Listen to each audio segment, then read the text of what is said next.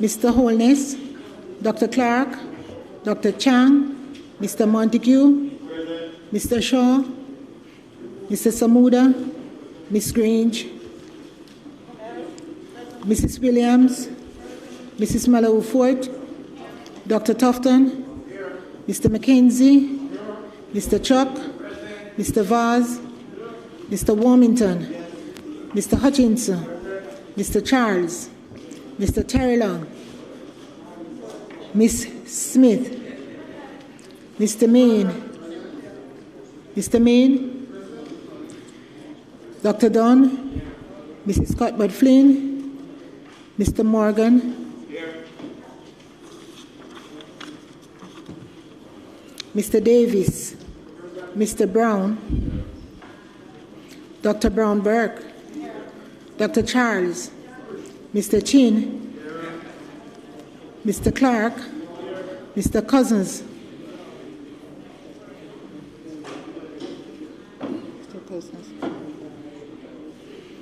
Ms. Crawford, Ms. Daly,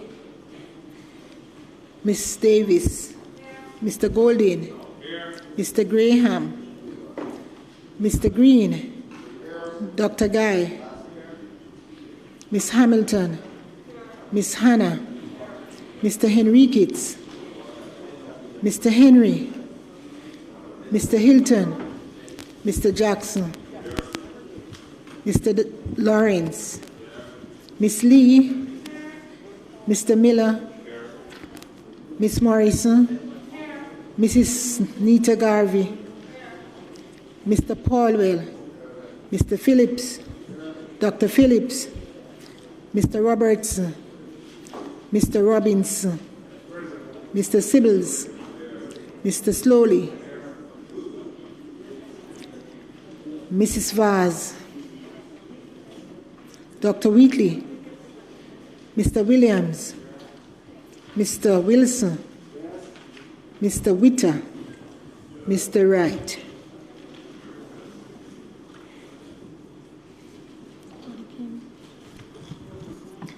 Members, the Armistice Day signaling the end of World War I was signed on the 11th of November 1918 at 11 a.m. It therefore means that Thursday, the 11th of November 2021, marks 103 years since the armistice was signed. The first actual Poppy Day was held in Britain on the 11th of November 1921. Today in Parliament, we are lending our support to the Jamaica Legion to show that we care and we recognize the sacrifice they made in the past that resulted in our freedom that we now enjoy today.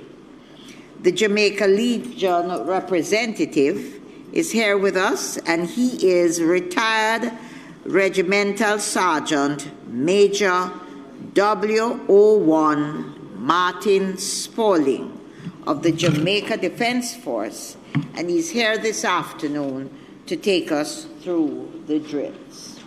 Marshal? Madam Speaker, I beg to move that the meeting of this House be suspended briefly to enable the members to pay tribute to the fallen soldiers and veterans of World Wars I and II. May it please you, Madam Speaker. Members, is it the wish of the House that the meeting of Parliament be suspended for the purpose outlined by the Leader of Government Business? Those in favor? Aye. The meeting of the House is now adjourned. Is suspended.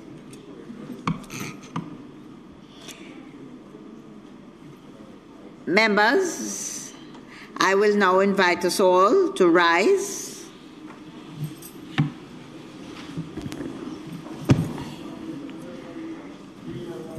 And we will observe a minute's silence.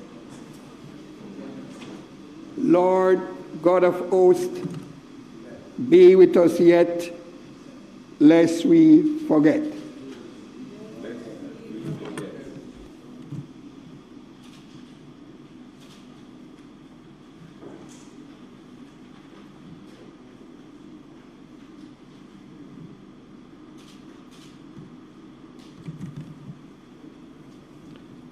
They shall grow not old, as we that are left grow old.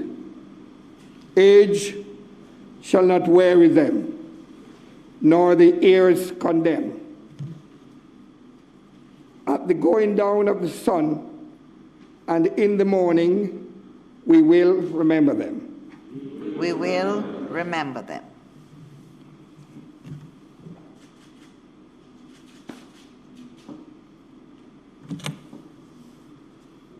The members may sit.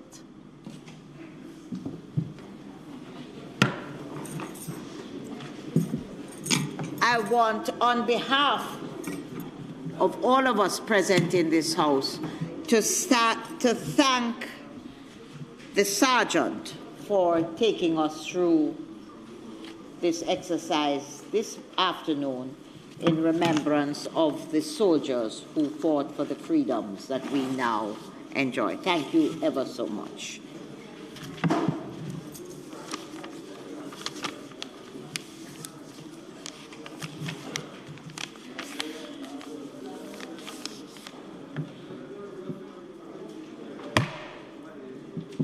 This House now resumes its sitting. Statements by ministers. Madam Speaker, today there will be 3 statements, one by the Minister of Health and Wellness, second by the Honourable Minister of Education, Youth and Information, and the third by the Honourable Minister of Transport and Mining. Madam Speaker, I would invite you, therefore, to ask ministers to make their statement in that order. May it please you, Madam Speaker. Thank you, House Leader. Just before we begin the statements, I want to be assured that members of the opposition have copies of the statements. We're starting with Dr. Tufton. Statements by Dr. Tufton. Can I have them circulated before he...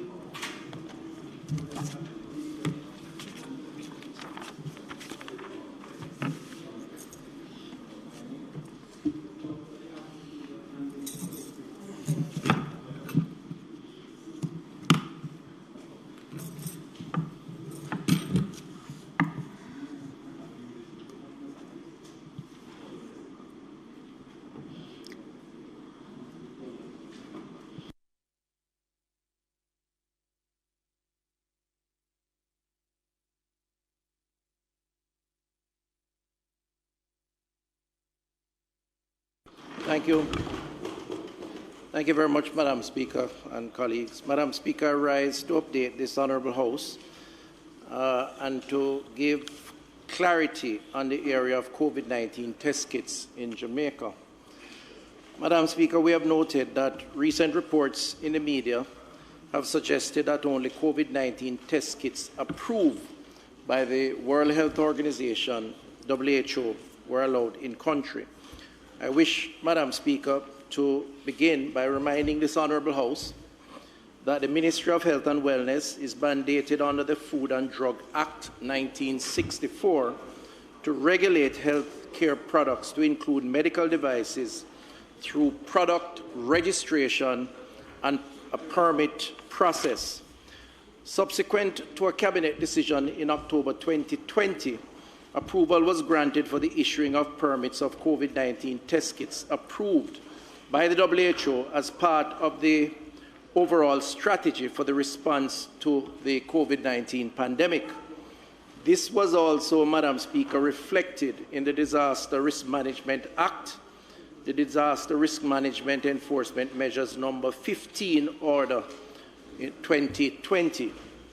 Further to that, Madam Speaker, Cabinet later approved the expansion of the list of test kits using the Food and Drug Administration, FDA, and that the private sector should be requested to submit a list of kits most preferred, and that the necessary validation would be conducted and permits granted thereafter. Madam Speaker, based on the instruction of Cabinet and the Emergency Use Listing, EUL for short, issued by the WHO, and the Emergency Use Authorization issued by the U.S. Food and Drug Administration, the Ministry began the process of approving permits for the importation of test kits. To date, Madam Speaker, 4 test kits have been approved for use in country. These are SD Biosensor Standard Q antigen test manufactured by SD Biosensor, which was WHO approved under emergency use.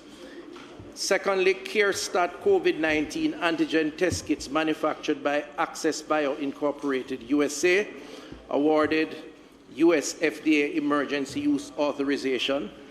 Thirdly, PanBio COVID-19 AG rapid test device manufactured by Abbott Rapid Diagnostic, Jenna, awarded by the WHO for emergency use. And fourth and final, Sure Status COVID-19 antigen card test manufactured by Premier Medical Corporation Private Limited, awarded under WHO emergency approval. Those are the 4, Madam Speaker. Madam Speaker, the Ministry would like also, by way of context, to remind members of the private sector who are allowed to import COVID-19 testing kits that they must make the necessary application through the Ministry's Standard and Regulations Division. There is, Madam Speaker, in keeping with instructions and the law, a validation process for new kits coming into the country. In addition, Madam Speaker, the Ministry will place on our website, and to just ensure absolute transparency, by the end of the week, previously we would provide information based on requests. In this instance, we'll place on the website the process so that persons can go at their will to and desire to get that information. Madam Speaker, in terms of unregulated standard COVID-19 kit, I wish to bring to the attention of this Honourable House that WHO's surveillance system for standard and falsified products on October 13th, 2021, forwarded an email to the Ministry regarding the potential presence of unregulated standard Q COVID-19 AG in the Caribbean, manufactured in India and being sold at a price much lower than the average for this type of product. So a particular kit manufactured in that particular jurisdiction. Jamaica, but not approved by the WHO or the US FDA. Jamaica was named as one of the 2 countries, Madam Speaker, in which the product was being used, the other being the Bahamas. The possibility of the product being in our Caribbean countries, in other Caribbean countries, was also highlighted by the WHO surveillance system for standard and falsified products. At the same time, Madam Speaker, the Pan American Health Organization, PAHO, requested that the Ministry of Health and Wellness conduct the field operation to detect the presence of the kit in Ireland, obtain samples, and provide a report. The Ministry complied with the request, and it has identified that the SD Biosensor Standard Q COVID-19 antigen test kits manufactured in India was in fact present on the island and was being used in the marketplace. The importer of the Indian manufactured product was contacted on October 13th, 2021, and instructed to quarantine the product and to provide the Ministry with samples of the products warehoused, which was delivered to the Ministry on October 14th. The National Public Health Lab was then requested to conduct the necessary validation of the kits, given that PAHO WHO was still conducting investigations into the authenticity of the particular kit. Madam Speaker, the test kits are currently being assessed for efficacy, and the reports of the efficacy test will be provided to the Ministry by the week of November 26, 2021. The test will provide information on the reliability and sensitivity of the kits, in detecting the SARS-CoV virus in specimens and therefore determine the reliability of test results that were provided to the individuals who were tested using that particular kit. It is important to note that the product SD Biosensor Standard Q COVID-19 antigen test kits, Madam Speaker, had in fact obtained WHO emergency use listing and was approved for use in country, and importers authorized by the Ministry for testing were required to submit the manufacturer's product information. A manufacturing site for the product was not specified, and this is very important at the time, by the WHO when that particular kit was promoted as an approved kit. Analysis by the Standards and Regulation Division on August 2021, Madam Speaker, of permits approved by COVID-19 antigen tests revealed that import permits were issued for SD Biosensor Standard Q COVID-19 antigen test kits from 2 manufacturing sites, Korea, this is South Korea, and India. The product information submitted differing only in the name of the manufacturing site stated. So just to be clear, the particular kit in question was in fact approved by the WHO without specifying the site of manufacture. The site that was approved, however, was the South Korean site, which is the original creator of this particular kit. Subsequent to that, that very same kit, or the kit bearing the same name, was outsourced to be manufactured in India, and the Indian manufacturing process was not approved by the WHO, and an importer brought in those kits from India. Hence the confusion around whether or not the kits brought in were approved or not approved, and hence the notification from the WHO and PAHO. Madam Speaker, the Ministry of Health and Wellness will again, I'm turning now to a separate issue, which is an update on expansion of testing sites. The Ministry of Health and Wellness will again be engaging with the private sector to expand the number of testing labs for COVID-19 PCR and antigen tests. We appreciate the concerns that have been raised, Madam Speaker, colleagues, by sections of the private sector around the cost associated with testing. While the government is not in the business of trying to control price, we prefer to promote competition and choice, and by extension drive efficiency through that method. We do take note that the cost of testing has raised some concerns, and indeed justifiably so, and hence will engage in a conversation with sections of the private sector around what are the possible solutions that can be explored to attempt to bring these costs down in order to drive efficiency around the COVID response. This effort will be in partnership, Madam Speaker, with the Jamaica National Agency for Accreditation, JANAC, which is located in the Ministry of Industry, Investment and Commerce, as well as the Jamaica Hotel and Tourist Association and the Private Sector Organization of Jamaica. So these critical bodies, one which is a regulator, the other two being stakeholder interests in the private sector, we will conduct a conversation with around the concerns that have been raised around the cost of testing.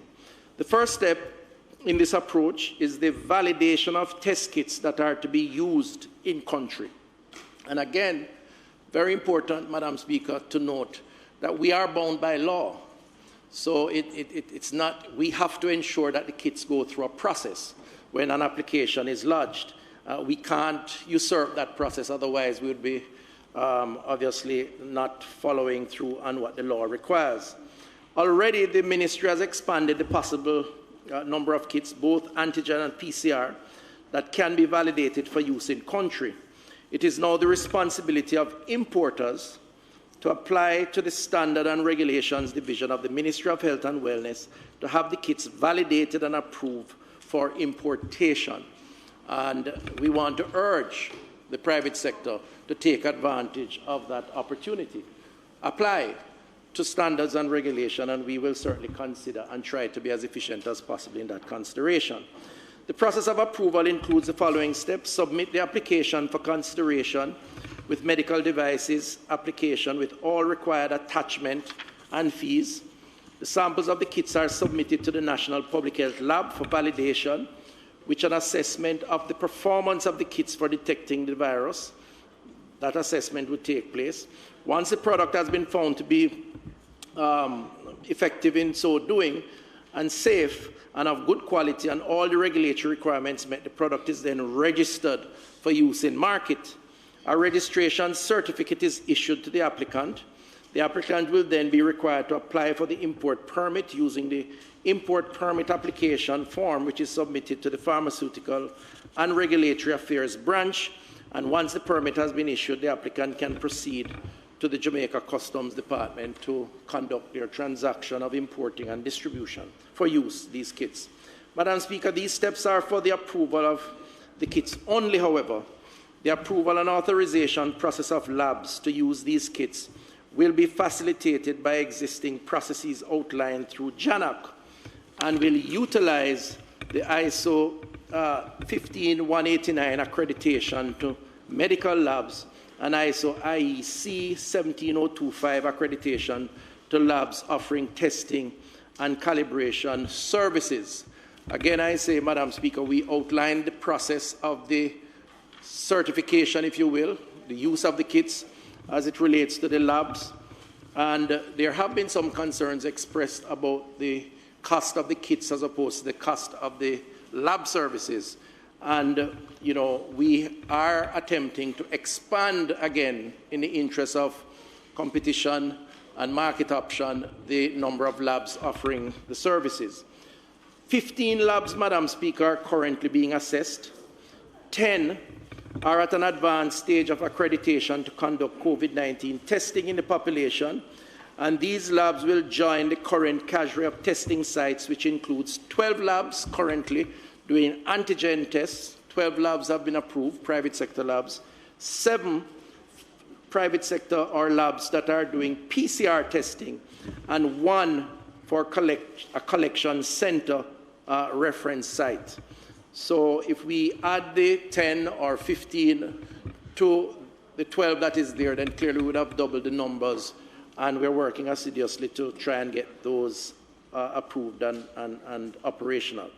Madam Speaker, this represents therefore a two-pronged approach of increasing the number of kits available for testing, and increasing the number of labs offering testing will expand the level of testing within the population for the various activities for increasing awareness of infection rates in the organization or increased requirement for travel. These actions will further remove the barriers for persons who need access to safe testing sites within the population and provide Jamaicans with greater opportunities to manage the risks associated with the COVID-19 pandemic. In closing, Madam Speaker, I want to just quickly speak to self-test and the efficacy of antigen test kits. Wish to note that there has been some queries concerning the use of self-tests, which means a test that you administer on yourself as opposed to a lab doing the actual testing. This has become more popular globally as the technology evolves and is becoming now a more important part of the overall self-check, organizational level check, and the overall checks in the society.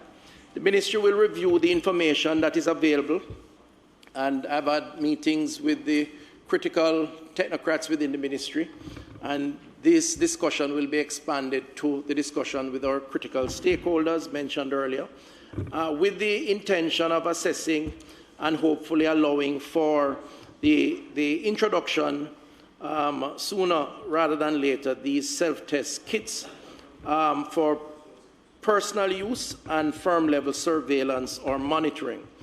We're also in dialogue spoken to the Minister of Transport related to the standard requirements of airlines that require COVID-19 testing for travel, with the view of attempting to meet those requirements Some of those requirements are not up to us. It is what the airlines require. They normally require lab-validated test.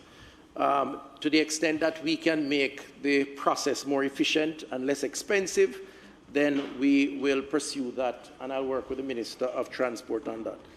Madam Speaker, the technologies around testing has evolved, and we will continue to work with our stakeholders to find the options that can achieve the levels of efficiency that we constantly seek.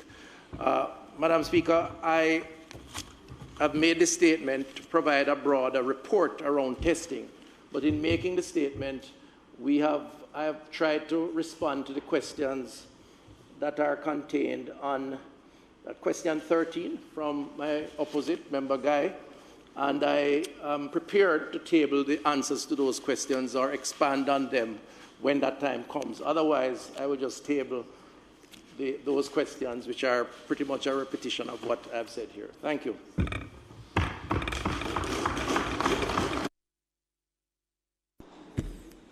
Madam Speaker, thank you very much.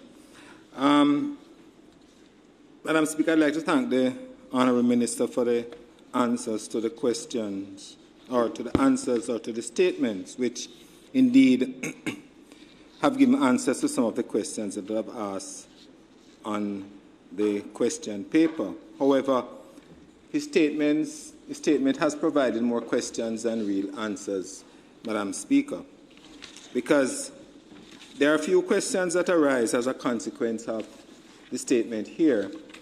And the first one that I'd like to ask the Minister, and if he could address it, is it now that we have stopped exclusively adhering to WHO standards in terms of the tests that have been approved, or are we now looking at other areas such as FDA? Because up to July, up to the last orders that were issued under the Disaster Risk Management Act, there were only 3 tests that were approved as contained in the order. And these were 2 biosensors, and 1, I think, was from Abbott. Now, the Minister indicated that in his statement that the product was the same test kit, but it was manufactured in a different company, and the manufacturing site for the product was not specified by WHO at the time. However, Madam Speaker, WHO, in approving that particular SD biosensor kit out of Korea, gave a particular code to that kit, which, if I may indicate, is 10COVC10. The one that came out of India is, the one that was approved was 09COVBOD. The one out of India is 10COVC10. So even though they might be the same name, Madam Speaker, they came with different specifications. And certainly is a dereliction on the part of those at the ministry who gave the approval, which actually, Madam Speaker, was given on the 6th of July of this year. The product was shipped off out of India in August and arrived subsequently to that time in Jamaica. Now, are we to accept, Madam Speaker, that there was no due diligence done at the Ministry of Health to see what levels or what test kits were approved by WHO? And I find that a little, even asking the question, Madam Speaker, a little strange. Because each time we come to this Parliament and the Minister speaks, we are guided by WHO, we are guided by WHO. We will not do anything outside of what WHO says. Even when the ivermectin story came up, Madam Speaker, we were bombarded with WHO authorization. Are you telling this Parliament now, Honourable Minister, that the Chief Drug Inspector who signed the order did not do the due diligence and then pass that on to the Standards Branch of the Ministry of Health and Wellness for them to give approval for the importation? It cannot be. And I say that against the background, Minister, that there are many other persons who have applied to the ministry prior to that particular date to have importation of test kits into the island. And the response from the then, or the still, Chief Drug Inspector is that the ministry has not given approval for any other kits to be imported at this time. Now, 100,000 test kits came in, and they came in from India. Yes, they were SD biosensor, but they're a different code. And we understand, Minister. And if you look at the WHO site, it says that these have been assessed and were found not suitable. That is on the WHO website. So, Madam Speaker, I do not know what to accept, basically, in terms of what we are getting as an answer for this dereliction of duty on the part of those at the Ministry of Health and Wellness who are there to protect the interests of this country. Now, the minister goes on further to say that these tests have been quarantined, that there's an investigation ongoing to determine the efficacy of these tests. But who is going to do that?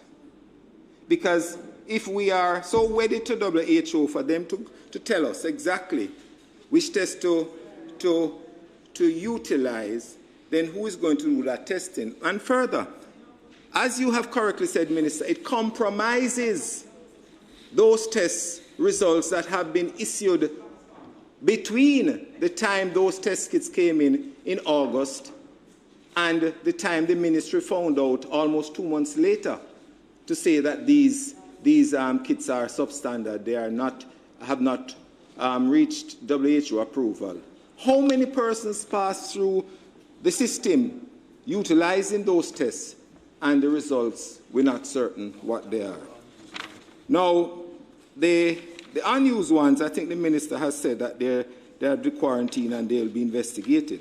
Now, there's a question that comes up even before we go further in validating other test kits, Minister. If it is found that those test kits cannot be used or will not be used here, who is liable? Will it be the Ministry of Health and Wellness that is liable to the importer, having given them the permission to import the test kits before? Is it taxpayers who are going to pay for this particular misadventure on the part of the Ministry of Health and Wellness? Now, the minister goes on further to say, under the expansion of testing sites, and there's a little discrepancy here, Minister, that I'd like for you to clear up. And it says, already the ministry has expanded the possible kits, both antigen and PCR, that can be validated for use in the country. It is now the responsibility of importers to apply to the standards and regulation division of the Ministry and of Health and Wellness to have the kits validated and approved for importation. Is this statement now indicating that all who want to import test kits now can apply to that standards and regulations division of the ministry to have their tests validated, and hence we no longer need to place reliance on that of WHO or FDA, since we have used FDA now as part of the whole regulating agency? Now, that is the other question that I need to ask, Madam Speaker. And Minister, you have the arm of the Ministry of Commerce, which does the validation of the laboratories that are offering these tests. But are you aware, Minister, that there are many offerings of these test kits around that do not comply with it, but they have been utilized for airline travel? Minister, I saw a test kit result the other day, Madam Speaker, of a person who's going to Canada. and he went to a particular physician, had a test done, a PCR. And I inquired of him how long it took to get back the result, and he said 8 to 10 minutes. For a PCR, yes, member from Southeast. And Madam Speaker, I asked the individual to photo shoot it and send me a copy of it. And it had it on it, PCR, molecular test. A screenshot. Same something. It wasn't photo shoot. Thank you, screenshot. Thank you. Yes. Thank you very much, Robert. Right? Madam Speaker, this is what is happening out there. And interestingly, right? And interestingly, Madam Speaker, there is no system in place for that to be controlled, for that to be arrested. I did, because it would be a dereliction of my duty as a physician who having seen that did not, and I did. So, Minister, I would like for you to answer that question in terms of the validation. And is it now that the National Public Health Laboratory will be doing the validation? Madam Speaker, I'm coming to the end of my time. Just a minute, member. I gave the minister an additional 5 minutes for his speaking time. He used 4 out of it. I have given you 5 minutes. You have used up your 5, so I'm going to ask you to try and wrap up. Madam Speaker, you have come at a timely juncture because I am finishing right now. Very well. That's nice. Thank you very much. But next time you must give good advice to the minister. Thank you. Thank you, Madam Speaker, and thanks to my colleague for the questions. Madam Speaker, some of the questions asked by the member are clearly outlined in the statement. So he probably had missed it when he was jotting down his questions without reference to the statement, because the statement, for example, clearly outlines the process by which tests are allowed to be used in the country, and that Cabinet did expand from the WHO approved testing to also include the FDA approved testing, and subsequent to that, we have had at least one. Madam Speaker, could I ask for Minister, could you clearly say when that Cabinet approval was given? Because it should, because it would be reflected in the Disaster Risk Management Act Order number 9, which was the one that dealt with it on July 3rd.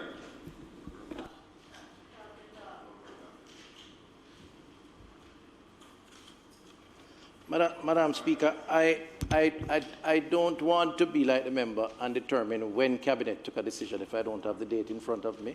Even though I'm a member and he's not, I think I would be happy to check on the exact date. But suffice to say that we did expand to FDA approvals. Now, sometimes we talk about FDA and WHO as if these are not these are not agencies that provide, certainly the WHO, critical support that we are members of and we depend on.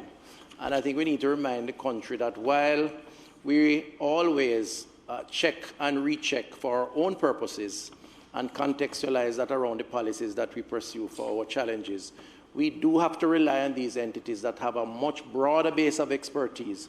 And I really don't want to speak to these entities, particularly WHO, in a way that seems to feel that we are some slaves to these entities, because that's not the case. They do provide value.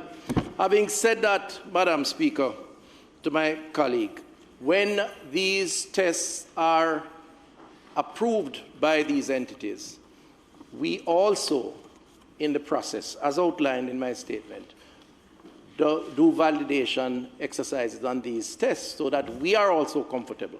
So the member asked about tests that are applications that have been lodged that have not gotten approval. I can't comment in any specific terms on these specific applications. What I will say is that the approval of the WHO or the FDA in this case is a part of the requirement, but not the full requirements for allowing a test to be administered in Jamaica. Our own infrastructure, the Public Health Lab, the Standards Agency reviews these applications, and there are validation exercises. In other words, they use the test kits or samples to determine if they can, in fact, provide results that they claim to be able to provide within the margins of error. And that is what ultimately determines the permits that are granted. So some may not have proven to be accurate, and therefore were not granted permits, or some may take longer than others. Madam Speaker, the issue of this particular kit, again, as stated in my opening statement, is one where the guidance was given, as said, and there seemed to have been a mix-up, and the reports from the technocrats suggest that when the particular test kit was advertised, even though it may have a number, it did not specify the manufacturing process. Now, the member, being a medical practitioner, should know that there are two approaches to validating a particular medical product. The first is the integrity of the product itself, which has to go through a series of trials to ensure that whatever it says it has and it can do, it does. The second is the validation of the production process.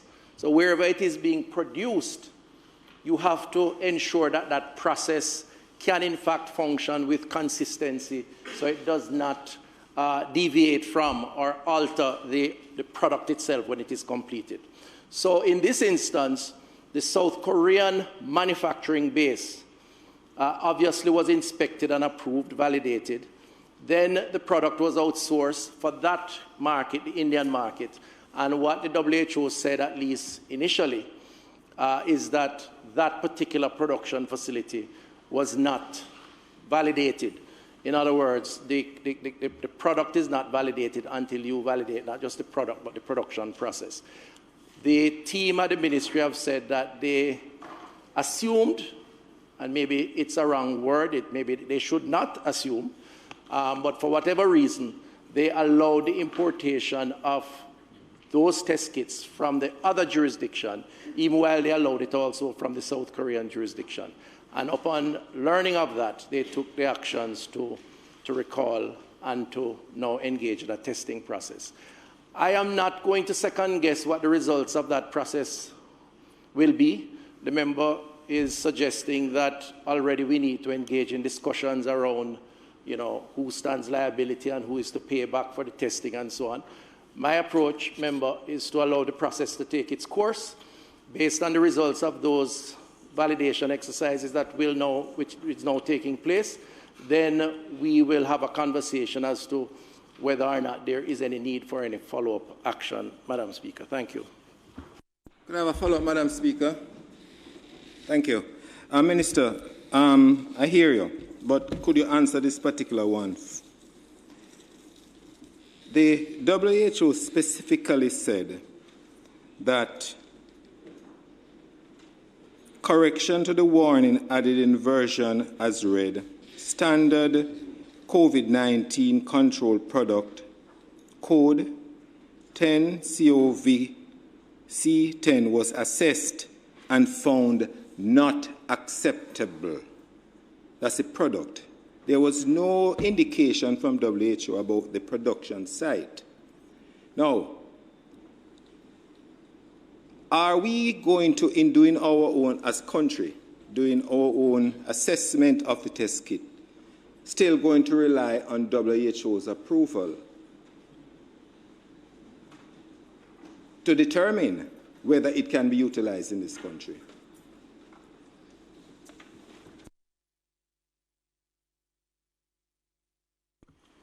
Madam Speaker, the member should appreciate that you cannot detach the integrity of the product or the content from the integrity of the process.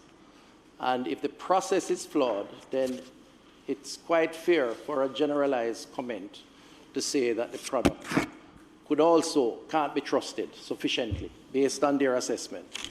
So I am not going to split hairs as to whether it was the process or the product, because the two are integrally connected. In other words, if you have a formula and that formula is not applied appropriately because the process is flawed, then you're going to end up with a bad product. So I'm not going to get into that kind of conversation until we get the validation that is being done by the lab and our own internal infrastructure, which we have been directed to do, and we are complying with that. So let's not second guess the process, Madam Speaker. What I will guarantee the member is that we will be transparent about it. We have been transparent about it, and we will provide the information when it is appropriate, when we have that information. Now, in relation to the reliance on the WHO, you know, Madam Speaker and colleagues, we have to be careful that we do not lean on, or should I say abandon, traditional processes that have served us well over many, many years. The reality of a small island developing state like Jamaica is that we depend on our multilateral partners for certain types of collaborative expertise.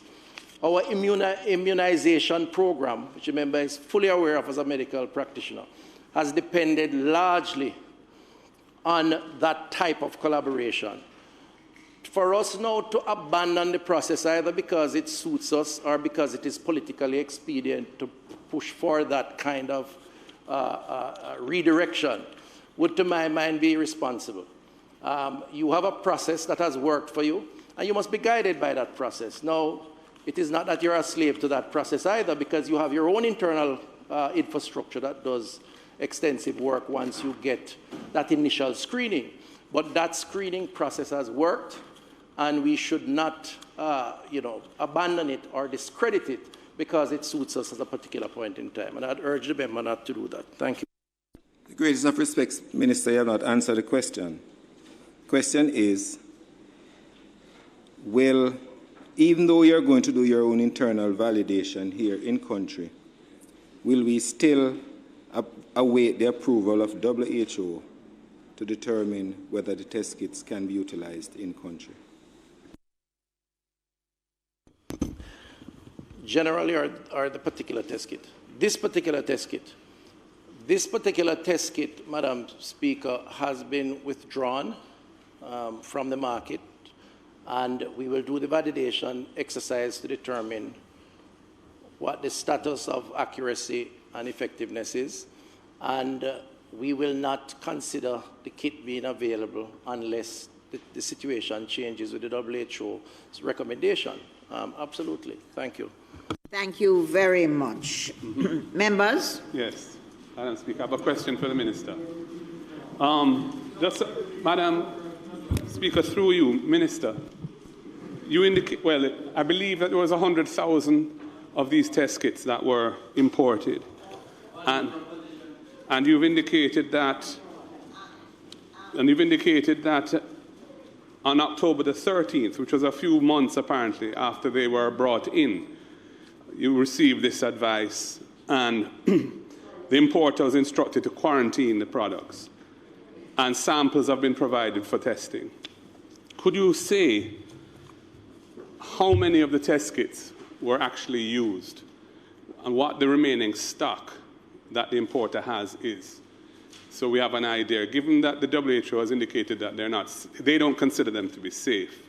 I think it's important for the public to know how many of these 100,000 were actually used in Jamaica. Thank you. Madam Speaker, I don't have the information, but I'll certainly provide it to the member.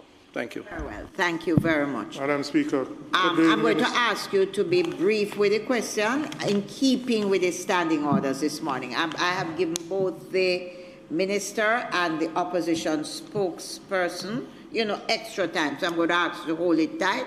We have a full agenda this afternoon. I always comply with the standing orders. So I'm asking you just to continue Minister, doing could so you this indicate afternoon. the process to select importers who then import the kits, and what criteria that the ministry applies in determining who is selected as an importer?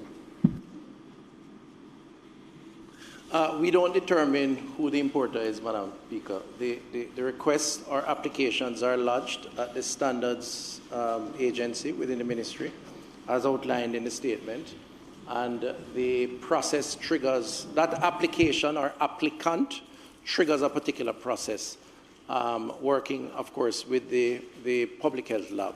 So I don't know who the importers are. I mean, anybody can import, and in fact, we're encouraging more people to import, because part of the issue with pricing is that we need competition in the market, and that's one of the reasons too why we are expanding the possibility of FDA-approved test kits to come into the country. I appreciate the need for competition because the prices need to come down. But in essence, you're saying the importer doesn't need to have any track record of any sort whatsoever, no knowledge of the industry, nothing. Tom Brown, John James, anybody could just make an application. Once they meet the criteria, they're allowed to bring in these kits? Our job is to follow the standards that have been established in law as it relates to the integrity of the kits. So I don't, and I stand to be corrected, but our responsibility in public health is not to determine whether the importer is a yesterday importer or a 10-year importer. In this instance, COVID kits are not, they're new, relatively. This is a novel virus.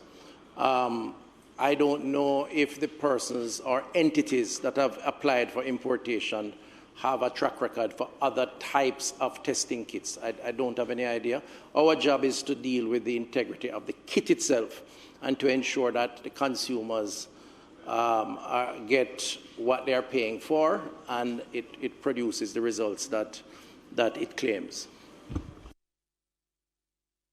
Members, the Minister of Education.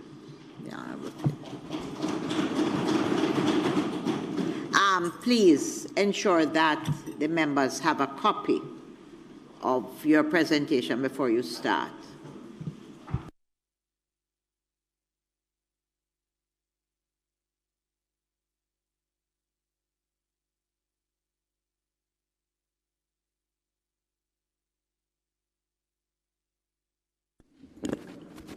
Thank you, Madam Speaker. Madam Speaker, I will begin with the reopening of schools. I'll look at vaccinations, and then I'll speak to the sixth form, the 7-year high school, and say a word about the folders that I just gave to my colleague MPs. So, Madam Speaker, the phased reopening of schools has commenced for the academic year 2021-2022 with the reopening of 248 of the 376 primary and infant schools across the 7 regions which have been approved for reopening. Madam Speaker, we received many pictures from many of our schools, and you can see the joy on the faces of our students. They're glad to be back in their schools and with their friends and their teachers.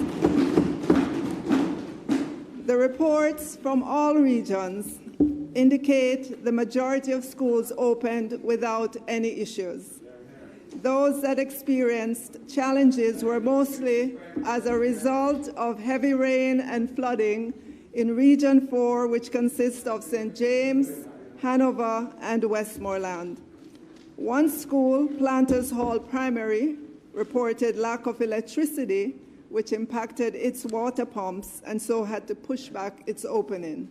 Robbins Hall Primary was also impacted by power outages. Some schools experienced minor issues, but nothing to stop them from being open and operating. Madam Speaker, in terms of attendance, the numbers varied across the schools, ranging from 85% at King Western Primary and Infant School to 35% at Rock Hall Primary. We recognize that Monday was the first day of school after a very long time of being out, and so we expect the attendance to improve as the month progresses. However, Madam Speaker, we are not leaving the attendance at our schools to chance. Our yard-to-yard Find the Child initiative has been rolled out officially. Additionally, for the past 18 months, the regional support teams and the school-based support teams have been working to locate and re-engage our students. This includes approximately 3,550 persons working directly on this task. We have 80 officers of the ministry, 200 school resource officers from the Jamaica Constabulary Force, and 3,271 school staff. Prior to the start of the 2021-22 academic year, 25,642 of the 40,795 students who were absent for 100 days or more were located and re-engaged. Madam Speaker, we will not leave any child behind. Madam Speaker, we will be collecting data on a daily basis from our schools all over the next 2 weeks to allow us to make an assessment of the opening of other schools. We will discuss the data on an ongoing basis with the Ministry of Health and Wellness as we are guided by them as to additional schools that will be allowed to be open. This brings me to vaccinations, Madam Speaker. Yesterday, Cabinet approved the administration of first doses of Pfizer vaccines to our students in our secondary schools. Our Deputy Chief Education Officer in charge of schools operations is busy helping schools to ramp up so that our students aged 12 to 18 can get vaccinated and get back to school as quickly as possible. We will have many vaccination blitzes as we can in our schools with our school nurses, making it convenient for our students to get access to the vaccines. To date, we have 99,887 students of a population of approximately 240,000 who would have had at least one dose of the vaccine. We're still guided by the national average vaccination threshold of 65%, meaning as soon as the number of students who are fully vaccinated in our schools get to 65%, those students can begin to return to face-to-face classes. We will still have the modalities, the online, the audiovisual, the learning kit available for those students whose parents have chosen to not let their children take the vaccination. I implore our school leaders, our teachers, our administrators, all the staff at our schools, if you have not already done so, to get vaccinated so that we can create resilient corridors in our schools. We have seen how the resilient corridors have worked well in the tourism sector, keeping people safe. Let's get vaccinated. Let's get back to life. Madam Speaker, I turn now to the Sixth Form Pathways Program. Every year, approximately 40,000 16-year-olds or 16 plus graduate from our 171 high schools. For 2/3 or nearly 27,000 of them, they face a very uncertain future. Despite our students waking up and going to school, some from as early as age 3 all the way to age 16 or 16 plus, too many graduate our high schools with very little education to show for all those years in the education sector. Yet we keep graduating more and more of these students year after year.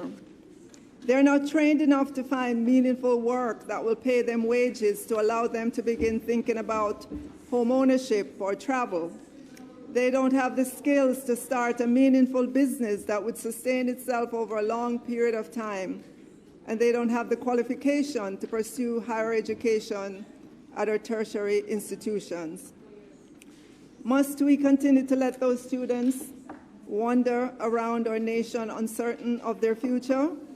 Madam Speaker, under the sixth form multiple pathways program or 7-year high school, students will be able to leave the secondary education system with one or more of the following: an occupational associate's degree. This occupational associate's degree offers students workplace competencies while they're learning the discipline, certificate or a diploma within an occupational discipline, an accredited Council of Community Colleges of Jamaica or University Council of Jamaica associate's degree, CAPE subjects or the CAPE associate's degree, National Vocational Qualification or Caribbean Vocational Qualification Level 2 or 3. And the Caribbean Vocational Qualification allows our students to work anywhere in the Caribbean. The certification is accepted. They could also do dual certification in CAPE Associate's degree in Industrial Technology and City and Guilds Engineering Level 3. Madam Speaker, if you're a student who has graduated grade 11 or 5th form and have plans to go to UWI, UTech, a foreign university, or any other tertiary institutions, there are no obstacles in your way. We celebrate you as you make your way to these institutions. For parents, students, families, well-wishers, and schools that want to have school leaving exercises for grade 11, we do not plan to make any changes for this graduation season. We will be, however, engaging in further consultations with stakeholders, and over time, we would like all Jamaicans to accept this notion of a 7-year high school, something our law called on us to do some 57 years ago. The Education Act of 1965, in defining the statutory system of education, said that it shall be organized in 3 stages. The first being primary for students who are not over the age of 12 years. The second stage is secondary education, which shall consist of full-time education generally suitable to the requirements of students who have attained the age of 11 years and are not over the age of 19 years. Of course, the third stage is tertiary. Madam Speaker, not only do we have the backing of the law for a 7-year high school, we also have a recent cabinet decision affirming 7 years of high school in Jamaica. Madam Speaker, we will of course maintain the traditional CAPE program, which was our Pathway 1 program. Alongside the traditional CAPE will be 2 additional programs, Pathway 2 and Pathway 3. Pathway 2 is our technical pathway, and it is open to those students who have 1 to 5 CSEC subjects. During the 2 years of grades 12 and 13, they can seek to do additional CSEC. They can get the mathematics and English language that they might not have had. We know that those 2 subjects are critical. Practically every employer asks for CSEC with mathematics and English. These students, while they are in 6th form, will get employable skills and personal and career development courses. They can pursue occupational associate's degree in the field of their choice. Pathway 3 is tailored for those students who need a bit more. We will help them to focus on attaining the mathematics and English certification at the CSEC or City and Guilds level as well. We will ensure they have the National Vocational Qualification of Jamaica certification. We will ensure employable skills and personal and professional development along with career guidance. The beauty of these many pathways, Madam Speaker, is that a student coming in on Pathway 3 can aspire to be in Pathway 1, which is the traditional CAPE pathways. Before now, that may not have even been a thought. We go even further, Madam Speaker. Students who may have dropped out of school prior to completing grade 11 can be registered in the program once they meet the age requirement and the necessary assessments are done to determine the 6th form pathway best suited for them. Guidance counselors and career coaches will work closely with students to determine the pathway they will pursue in the sixth form program. With regards to funding, Madam Speaker, the government is investing approximately $1.5 billion for grants for operations, staffing, and material, along with other things, in our secondary schools. This translates into $17,000 per student for those who transition to the sixth form program at our secondary schools. For students who access the sixth form program at a public tertiary institution, the grant is $60,000, and for those who do so at a private tertiary institution, the grant is $80,000. And of course, these funds will go directly to the schools. We ask that parents invest alongside the government in their children. What are we expecting the sixth form pathways program to deliver, Madam Speaker? Increased certification of our population, which means a decline in the percentage of the working age population that do not have certification. Higher skilled human capital coming out of our schools. Increased entrepreneurship and business development. Better interpersonal and problem-solving skills. Better communication skills. Better conflict resolution skills. Higher order critical thinking. We're finalizing an MOU with Council of Community Colleges of Jamaica to be the accrediting agency for the sixth form program across our public secondary schools and private institutions that participate in the program. Madam Speaker, the sixth form pathways program brings hope to our many students who would have left fifth form or grade 11 with none or a few subjects and no place to go. Madam Speaker, the 2018 Jamaica Survey of Living Condition said that 68.2% of the prime working age 25 to 54 in Jamaica have no academic certification. They have nothing formal that would speak to any exams at the secondary level. They have no document that certifies formal learning. If we allow this to continue, Madam Speaker, we will have failed our children. Our sixth form pathways program is a paradigm shift for the education sector and the development of human capital in Jamaica. Madam Speaker, we will change the course of history. And finally, Madam Speaker, let me just say each of my colleague MP would have received a legal-size manila folder. It's a report showing it's with a list of all the schools in their constituency and the names of the students who would have received a voucher for $20,000 towards the purchase of a device under the Own Your Own device program.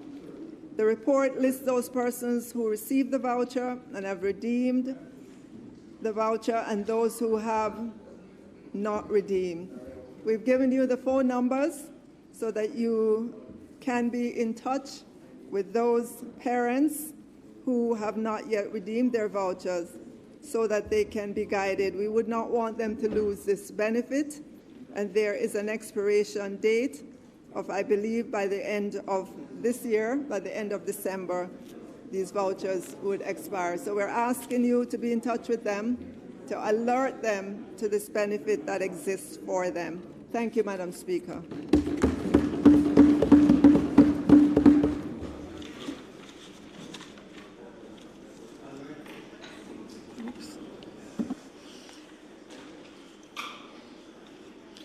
Madam Speaker, permission to speak from a seat other than my own. Thank you very much, Madam Speaker. Madam Speaker, let me thank the Minister for the statement that she has made today, bringing us up to date on where we are with the opening of school, with the vaccination, and the sixth form pathways. I want, as I had done previously, to say that the phased reopening of schools face-to-face is a practical common sense position that was long in coming but welcomed when it came. So I want to say that. I too, Minister, would have gone to several schools as well and would have noted the smiles on the faces of the students who were there. How happy they were to just be amongst friends once more, to be able to actually see one another and to discuss and socialize with one another. And I thought that was extremely important. So I take nothing away from that, Minister. I want to talk, though, about the attendance. I agree with you. My information is the same, that attendance varied. Some had pretty good attendance and others were low in terms of the attendance that was there. And I'm pleased to hear that you are going to be having the Yard-to-Yard Find the Child program where you will go out and find these children, because, of course, our fear is that many of them who have been lost to the system are permanently lost to the system, and we can't afford that. What I am not clear on, Minister, so I want to also ask some questions, would be who makes up these 3,550 persons who are working directly on the task? Where are they drawn from? What qualification do they have? What have they done before? And how are they resourced? So that's one. Then, Minister, I note that you said that prior to the start of the 21-22 academic year, that 41,000 students approximately would have been absent for 100 days and more. 27,000 have been located, and that there are still 15,000 students absent for more than 100 days that have not yet been found or re-engaged in the system. That's still high. And I'm looking forward to us getting a report on that additional 15,000. Of course, we would have remembered a report that you gave speaking about 120,000, which many estimate to be in excess of that, who were not engaged. And so is this 41,000 part of that 120,000? Which would then mean that we still have about 80,000 unaccounted for. So just to kind of do the math, when we give the numbers, we want to make sure we are tracking the same things all the time. Those that during the summer we had noted as being missing or not engaged, and how does that compare to the 40,795 that you're now reporting on, and where are we in the total sum of identifying our students and re-engaging them? I think that that would be important. For the vaccination, I don't think that there is much more to say. We have said so much in terms of the bungling of the Pfizer vaccines and what happened there, and the fact that we actually have students, many of whom were actually traumatized, not being able to get their second dose because they were indeed looking forward to coming back to school and thought that all was over since they were not able to take their second dose. We wish that that would have been handled differently to prevent that kind of trauma, but we are where we are. I am hoping, Minister, that in terms of completing for those who have gotten their first shot and giving them their second shot, and the others who haven't started yet, that it will be a much smoother process to get our students vaccinated. We do agree that vaccination is the first line of defense against COVID-19, and we are clear on that. I want to ask some questions around this as well, because many of the parents and other Jamaicans have been asking. We have been driven by the data and the science in terms of how we have been approaching the COVID-19 and vaccines. So I remember, for example, when we started to say that 90%, 80%, 90% of the individuals who were hospitalized and seriously ill were 60 and over and with comorbidities. So the question, of course, that is now being asked, and we have not heard that much data in terms of this, is what percentage of individuals who are seriously ill or who have died fall in the category of our students 12 to 18, for example. I believe that it is extremely important for us to have that kind of data so that we can speak in an informed manner in terms of the risk posed to our students. Yeah? And I'm sure that as the Minister of Health focuses on the health issues, and you are focused on making sure children are educated, but educated safely, that these are the conversations you're having. And I think that the public is demanding that kind of data so that we can understand exactly what is happening. The Sixth Form Pathways Program. Minister, up to now, up to this point, we have some minor disagreements. Here, we have some major disagreements. Let me tell you where we have those disagreements. The data that you're quoting, we agree with. We agree that 2/3 of our children face an uncertain future. We agree with that, graduating from our high schools. We agree that despite waking up early, going to school, some from as early as 3 years, all the way up to 16 plus, that too many of them graduate from high school with very little education to show for the years in the education sector. Up to there, we are agreed. Where we depart is here. That being so, let's look very closely at what are the root causes. Let's identify where the issues are.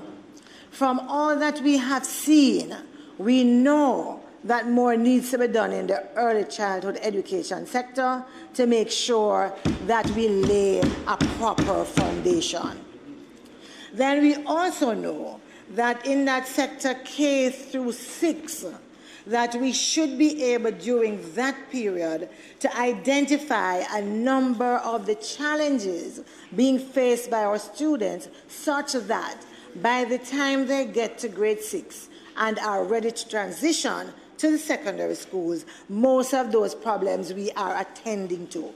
We have done the diagnostic test, we have done the individualized learning plan, and we are making progress. Then the question would be, between grades 7 and 11, what is taking place there, and how do we really prepare our students to be able, at the end of grade 11, to be educated, functional Jamaicans in the sense that we would want them to be, where in fact they leave schools being able to either earn a decent, livable wage, enter their own businesses or go on to their own businesses, or if they so desire, they would be able to go on to tertiary level education. Tertiary level, of course, being broadly defined, as most places do. That is not just the usual grammar type degree, but also in terms of skills training and professional development. I don't believe, Minister, that we could think it is okay to demand of our students 2 additional years. I see where you say that at this point it is not mandatory, but as we go on, and as you indicate that in 1965 we have an act that sets out the 3 stages that asks for us to do 7 years. The truth is, any single act that we would have drafted in 1965, by the time we get to 2021, we should be reviewing that act to see if it even makes sense. Yeah? And so I think that's where we are. I know that there are so many students that I have spoken to whether it is that their lifelong dream has been to be a teacher, and so they want to go to my course, Shortwood, or any of those other institutions, they don't require pass the CSEC subjects. When they are done with grade 11, having achieved those that kind of certification in terms of CSEC, they can matriculate, they can apply and matriculate to these other institutions with no need, therefore, to go to do the additional 2 years. I am well aware, because there have been so many members in my own family, so many individuals with whom I am well acquainted, myself included, who could not have afforded having completed grade 11 to actually spend 2 more years in school. Just could not. The reason why I was able to go on is because the People's National Party gave me a scholarship to go to Cuba to study. My other sisters, my other family members, they could not. What did they have to do? They had to go and start working. One of my sisters got a job in the Ministry of Labor and Social Security, so that being able to work and pay to go to school was the way that she was able to do it, because the family needed the money, needed that money. Member, you have gone your time and your additional 5, so I'm asking you just to... Thank you very much, Madam Speaker, for bringing my attention to that. I will make sure that I close shortly.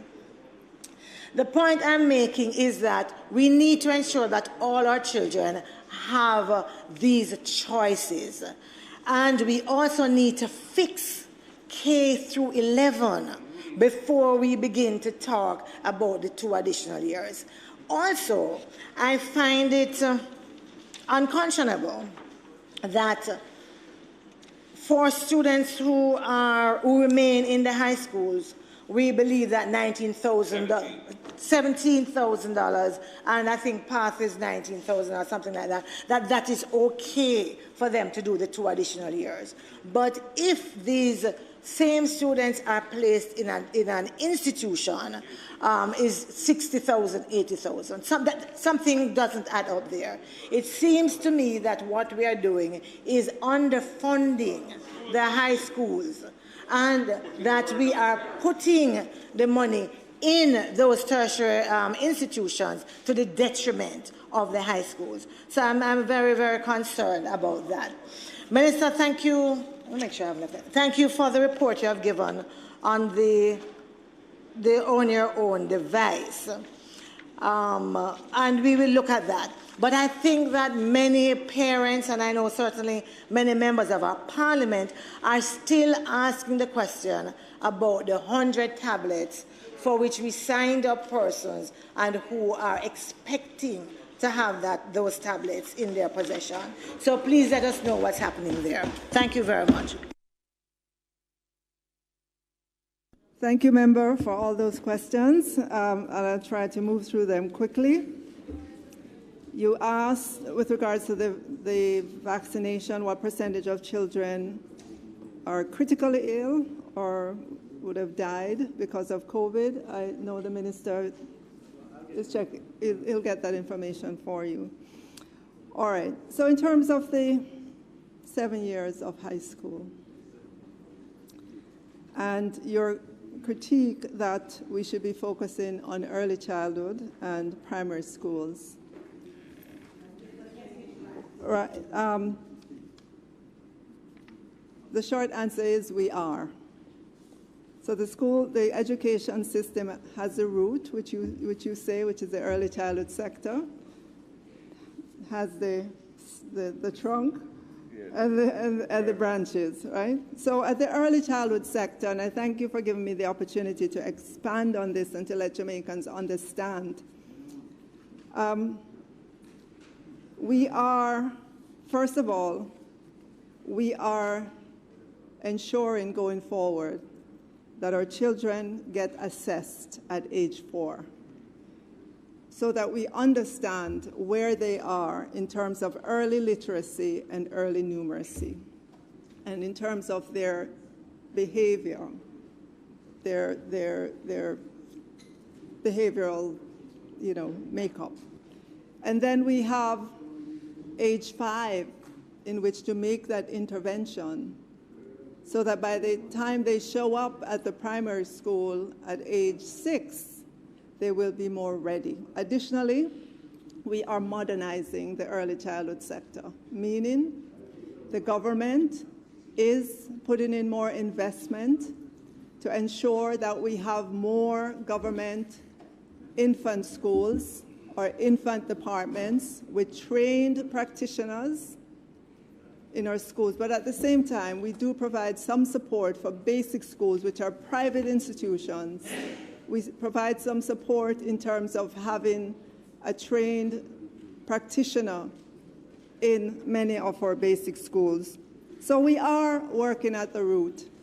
We are providing professional development for our practitioners so they better understand what play is. They better understand the type of interaction to have with children of that age. We need to do more of this, I will agree, but it is happening.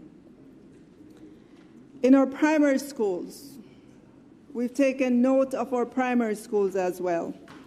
And this school year, some 236 of our primary schools have specialist teachers in them. And these specialist teachers are focused on key areas, the core subject areas, mathematics, English, science, IT, and others. And we are going to ensure that this model gets rolled out to our almost 750 primary schools. Over the decades, visit any primary school class, and you will see a teacher who has the responsibility to teach all the subjects to our primary school students. Whether they like those subjects or not, whether they were trained in those subjects or not, they still have to teach them, right? So you're teaching PE, you're teaching Spanish, you're teaching art, you're teaching this, you're teaching that. So we're bringing in some specialization, some specialist teachers into our primary schools so that they will be better prepared when they transition to high school into an environment in which there are specialist teachers. They'll be better able to cope, and they would have come with more in-depth, more engagement of the subject areas in primary school. So it wasn't difficult now to make the leap to our secondary schools to help those students. The research shows that our students need more time on task, whether they're in secondary school or whether they're in primary school. And this is a perfect way to get them more time on task, to get them more interested in the subject areas, not just academics, but also practical subjects that they can, when they leave school at age 18, they're more mature, more skilled, better able to go into the world of work, entrepreneurship, or by that time, many of them will probably have found their footing and want to do more CSEC subjects. And we know that there will be many that would probably transition to doing CAPE as well. And so we're shoring up the system from different angles. It's not just doing one thing and ignoring the other parts of it. We're working on all fronts because the education sector over the years, just to me, in my assessment, operated in the same mode, not making many changes.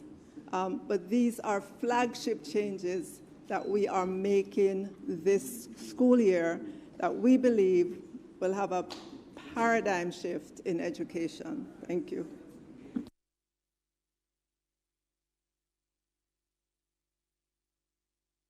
Thank you, Madam Speaker. Madam Speaker, what is announced this evening is very fundamental. It's not just a mere announcement by the Minister, but represents a fundamental shift. And while there's no general objection, one of the things that I've learned over time is that when you're making fundamental changes, it is usually best informed by some broad level consultation. Because ultimately government will have to decide. But that consultation provides for a broader set of viewpoints, and not just what to do, but how best to do it to achieve the desired goals or shared goals. So I would have thought that the Minister would be announcing what's the policy intentions are of the government, and then lay out. I'm getting that a decision has been taken rather than a proposed set of action to be taken. Be that as it may, one particular question that one of my sixth formers has asked me to ask of the Minister, having just heard about it himself in the news yesterday, given that it is compulsory. For those who have to go to sixth form, I heard mention I haven't gotten to digest the full content. I know we just heard everything just now. That's one of the issues with these announcements. You're just getting bits and pieces, becoming aware of the issue. But one of the specific questions that he asked me to ask as his Member of Parliament is that to the extent that it's compulsory, will the book rental program be extended for those 2 additional years for the books that they will be used? And 2, indicated that many of the books that are being used for the CAPE program are unavailable and by extension can't be accessed, and what provisions will be made in respect of those, given that it's not an option for sixth form anymore, it's compulsory.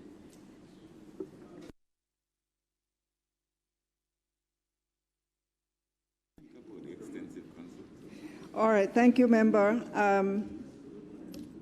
Since I've been at the Ministry of Education, Youth and Information, we have extensively made use of the technology to have consultations, sensitization sessions with our principals across our regions. We've had consultation sessions with our parents, with our teachers. I mean, it is not something I'm told is normal in the education sector, but we have done that. And so we're not short of consulting with our stakeholders. We're not short of presenting. We're not short of listening to them. All right? We have an e-COVID task force that we meet every month, and we talk about the things we're doing in the sector. So this information has been out there. My understanding as well is this is something that has been discussed since 2019. So here we are on the cusp of implementation. We will work with all our stakeholders to ensure the smooth implementation of it over the years to come, and our expectations are that it will deliver on the results, and we will have way more of our students who will leave our schools with certification, with something written, something they can show to an employer, and we'll have many more of them with the fundamental subjects of mathematics and English. In terms of the book rentals and the availability of books, we have been exploring e-books as a way to ensure that more of our students have textbooks. and we are working on this. We will look at the book rental as well for the sixth form students to see how best we can incorporate it into the program. But we believe we are in the age of technology, and we should try as best as we can in the programs that we have. Thank you. Minister, 2 questions. Oh, sorry. Sorry.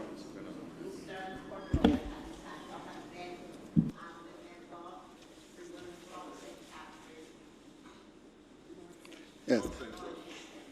Thank you very much, Madam Speaker.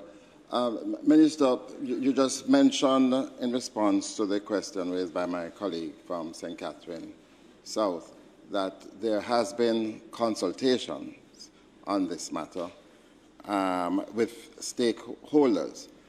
May I suggest that one of your primary stakeholders would be us here in this Parliament? And you've mentioned that this is a flagship change and paradigm shift.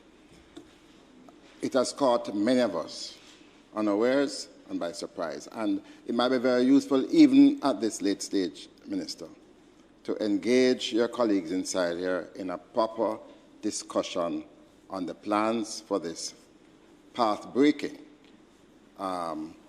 approach to education, and that it should be done as quickly as possible, apart from just a ministerial statement. It might be useful to present a paper on what this means, because it is far more, I believe, fulsome than the statement that you have made. So that is my first question, which is that whether or not you are prepared to engage your colleagues by way of a more detailed presentation. There are committees of this Parliament that could be called upon to meet quickly to have that dealt with. Secondly, you did not answer the question that was raised by the member from Southwest St. Andrew about the 100 tablets. And in that regard, I know that you are trying to provide us with information that I had requested. But might I say that it is very difficult for members of Parliament to go through a list with the schools in our constituencies. Many students are from outside the constituency. In fact, many of my students go to Holy Child and Immaculate. I would like to know about my students, those who reside in my constituency, who I have to assist. This is not going to enable me to do that, because in just calling 3 numbers so far, my office, they have determined that those 3 students are not from East Kingston and Port Royal.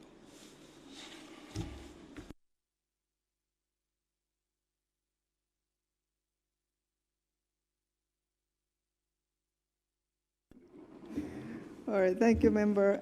With regards to your suggestion about briefing the Parliament, I want you to recall that during my sectorial, I laid out, I thought, in a very comprehensive way, the many initiatives that we have planned for the education sector.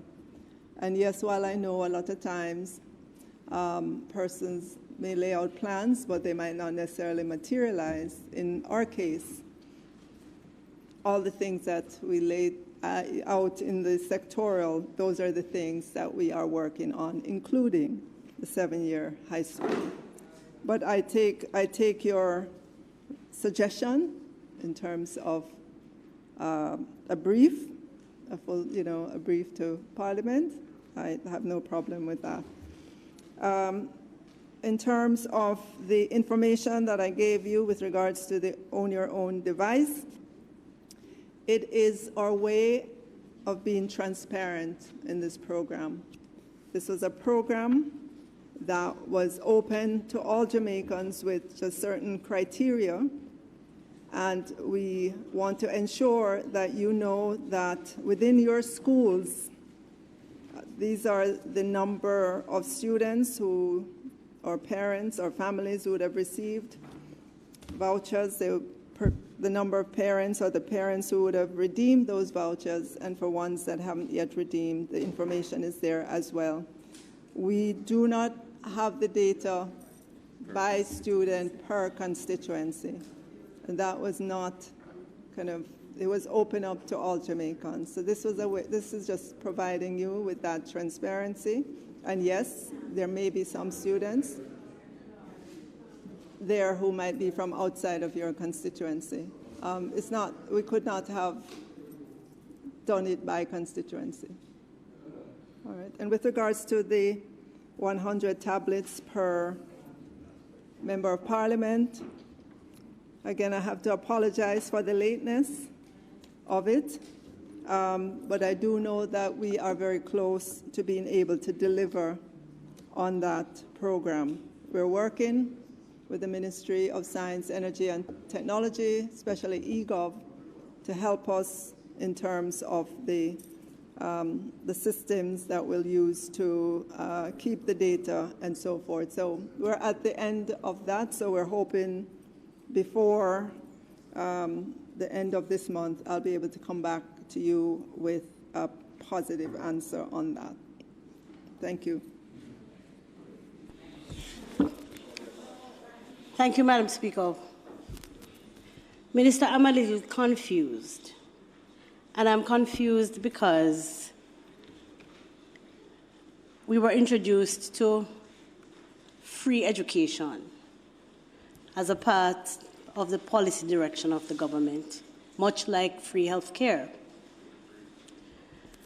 And in this House, you have indicated clearly that you have provided the schools with adequate resources, and therefore, what is required of each parent is a contribution to the school.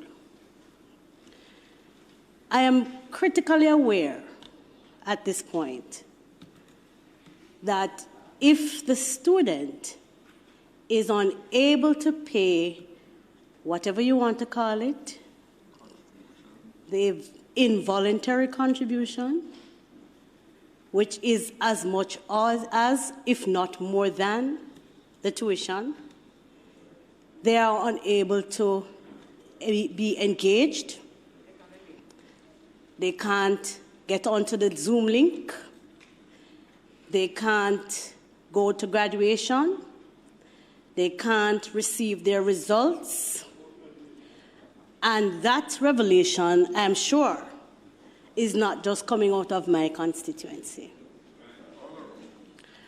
I'm also very curious that as we enter this new paradigm, and the amounts you have indicated that will be paid over on behalf of each school for the sixth form, is it that there is going to be that amount which will cover the student for full tuition, and parents will not have to find a matching $60,000 for the same sixth form, to which they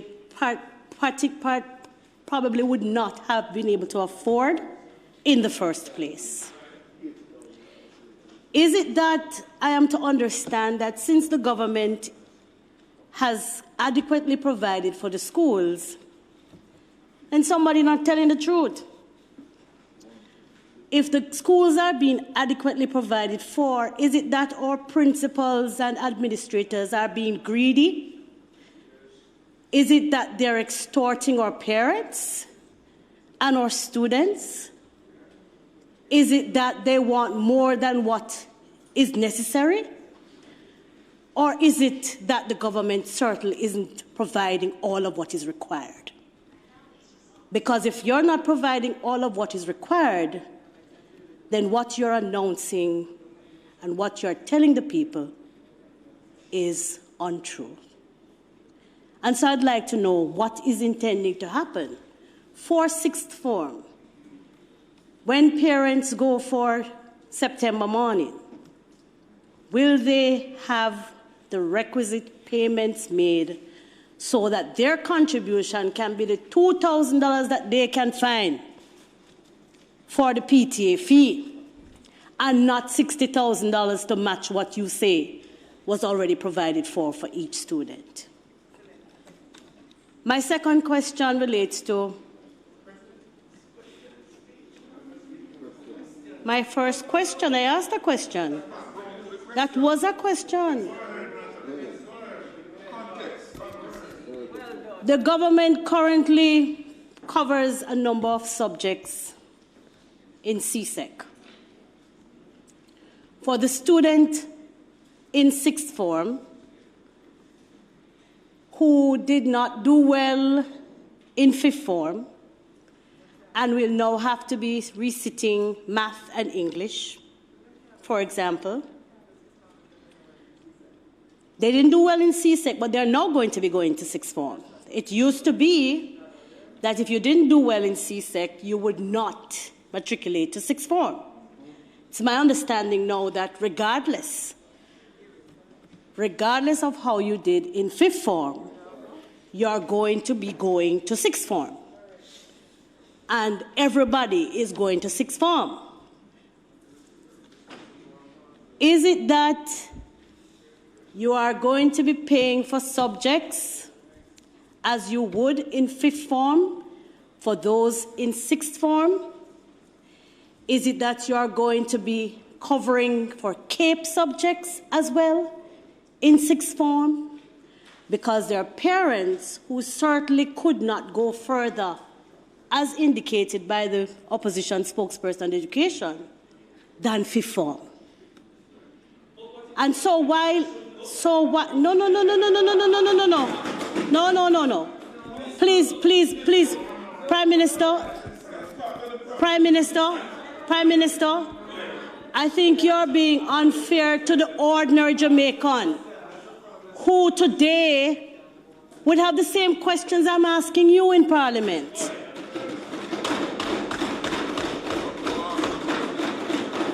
And I'm asking on their behalf, because they don't have a voice in this Parliament.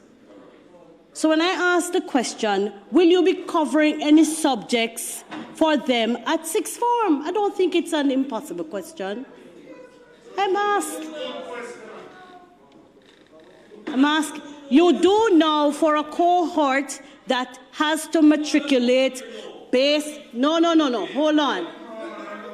Jeez, man.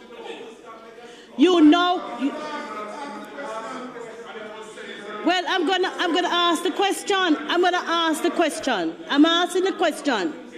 You now only cover for students who have done well in fifth form and matriculate to sixth form. Now everybody is going to sixth form. What will be the policy now for payment of subjects when everybody is now going? I just want to know. I've asked the question.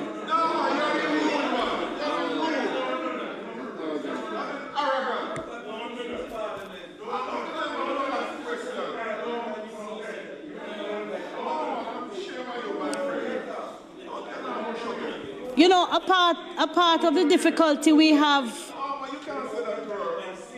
Member. A part of the difficulty we have, why I believe I am getting this response today, is that we really are not understanding what our parents are facing out there every term. We're not understanding, because these are simple questions that will set some minds at ease. And if you already have it worked out, just give us the answer. What's the big deal? I have asked the question.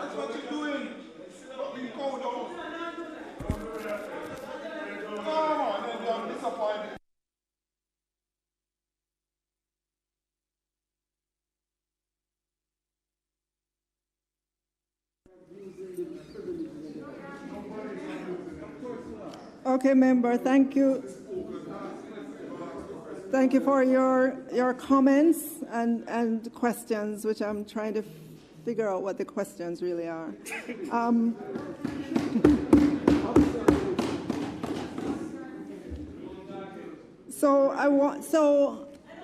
going to no, in terms of in terms of the situations that the examples that you bring forward of students who are stopped from their online classes or not graduating and so on, it happens in our school system.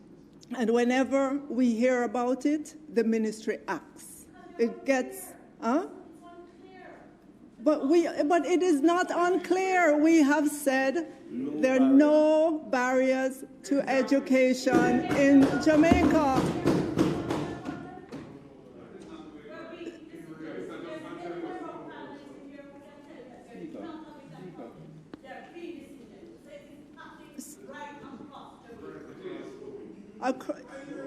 We get examples from time to time, member. I'm not saying it doesn't happen, but when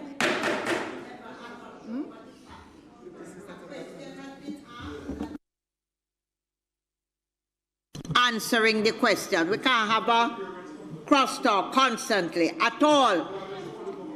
There cannot be a crosstalk because the member rightly asked a question and the minister is now on her feet answering. So, member, our policy with regards to education is very clear. We've been repeating it for many, many years now. And it's a no mandatory fee policy in our schools. No mandatory fee policy in our schools. No barrier at the point of access to education in our schools. And to the extent that we hear about examples of children being denied, whether it's online or face-to-face, we act. We ensure that it doesn't happen. We send out our bulletins, we speak with, we sensitize our parents every chance we have. There is no child that should be denied education because a parent cannot pay for education.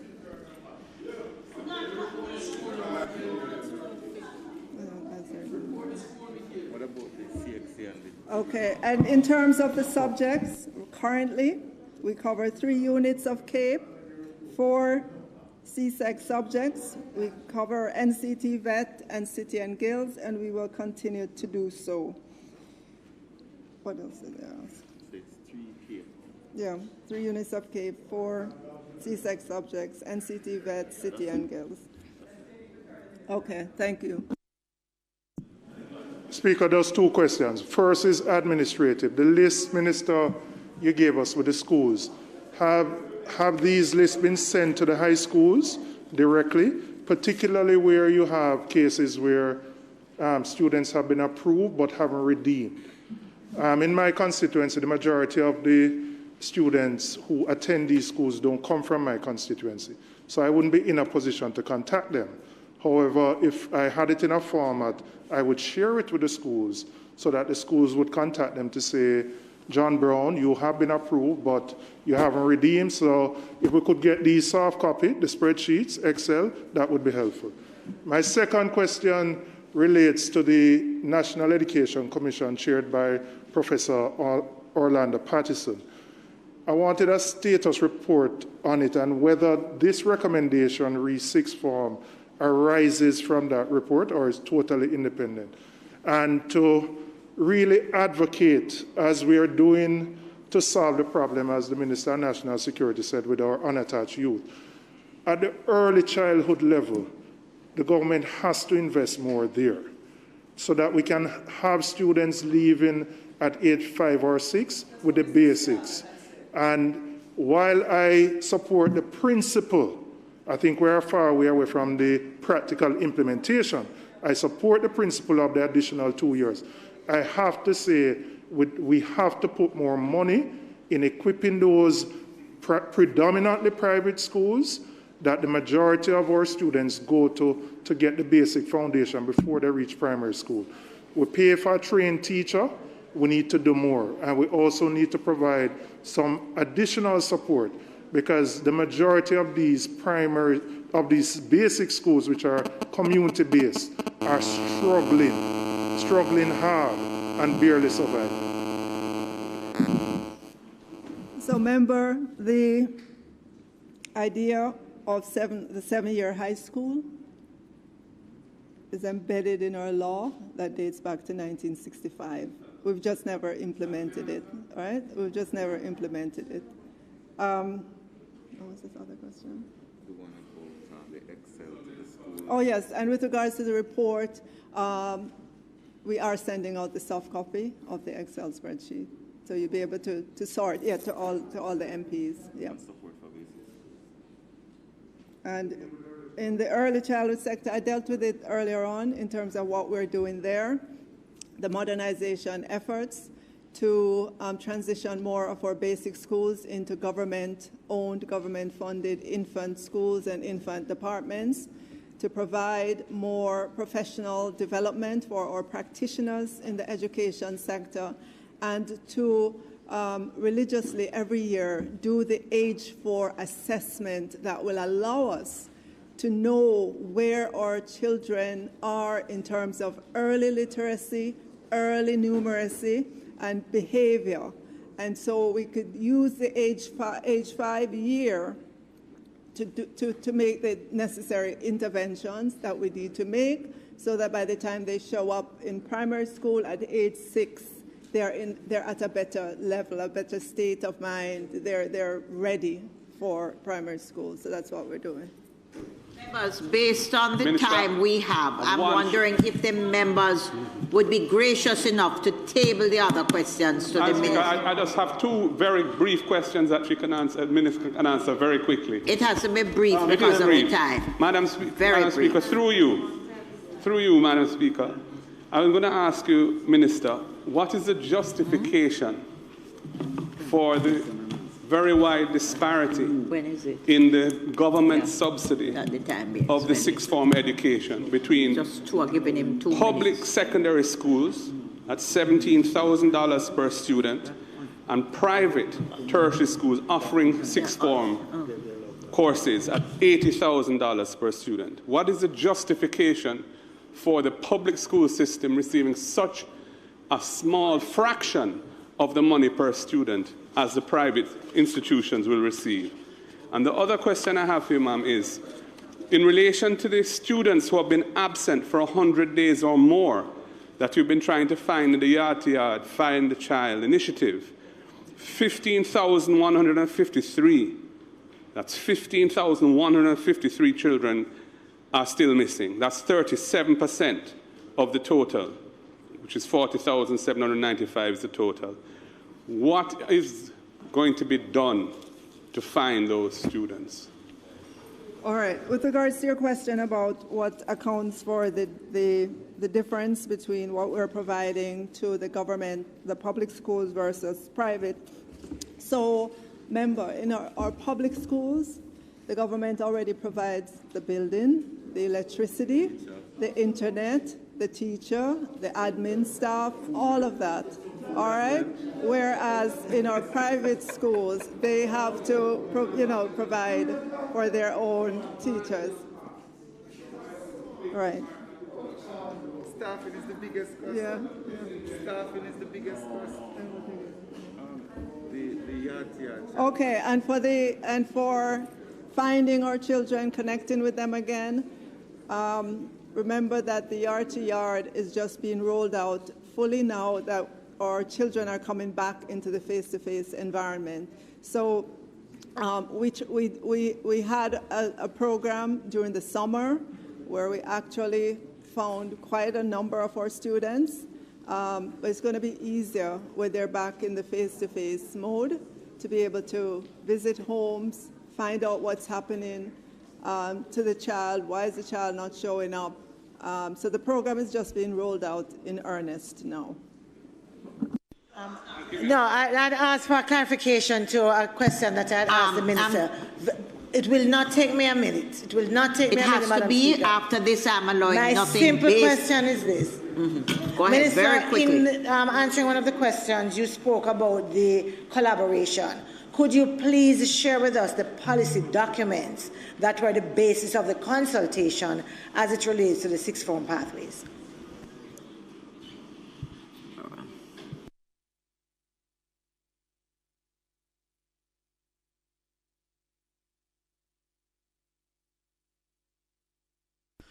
Madam Speaker, I invite you to ask the Minister of Mining and Energy and Transport to make a statement and to indicate, Madam Speaker, that the time is really far past and we do have a difficulty in terms of dealing with the issues of questions and answer to questions. And at an appropriate time, I'll have to make the appropriate resolution to allow for this. At the same time, Madam Speaker, we recall that we do have the State of Constituency debate to continue, and there are 2 speakers for today. So in making that point generally, Madam Speaker, I'm making a broad appeal to members to make sure that we are precise and concise in terms of our questioning and indeed the presentations for the rest of the day. May it please you, Madam Speaker.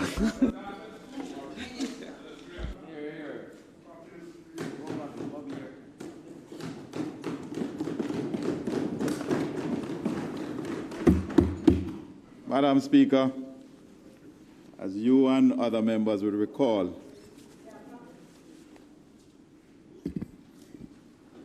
there was a lot of excitement in the House last week on this matter. As much as I would have preferred, Madam Speaker, to wait until certain issues are resolved because of the heightened interest in this matter, I felt that in the interest of general governance, a report and transparency, a report ought to be made to this honourable House and its members. Madam Speaker, this honourable House is aware of ongoing discussions as reports through the news media regarding the acquisition of shares from First Rock Capital Holdings Limited and the product of the management of the Board of Directors of the Airports Authority of Jamaica in relation to adherence to the laws and policy governing investments in the financial entity. Madam Speaker, the Airports Authority of Jamaica and its wholly owned subsidiary, NMIA Airports Limited, acquired shares in First Rock Capital Holdings, first from a private placement in February 2019 and later from an initial public offer in January 2020. In January 2019, the management of AAJ and NMIA was approached with an investment pitch regarding the shares of First Rock by way of a private placement. This offer was predicated on plans of First Rock to place the company on the Jamaica Stock Exchange within that same year, by way of an initial public offer. The decision, therefore, made for both entities to each purchase 5 million shares valued at 10 US cents or $500,000 US, amounting to a total of US 1 million between the entities. Madam Speaker, the AAJ has an investment policy that is amended from time to time to accommodate new developments or products in the investment market, which the AAJ deems suitable for its portfolio. And such amendments, when made, are submitted to the Ministry of Finance and the Public Service for its non-objection. For example, the amendment to the policy in 2017 was to enable investments in equities and managed portfolios due to the unattractiveness and challenges to invest in government repurchase agreements at the time.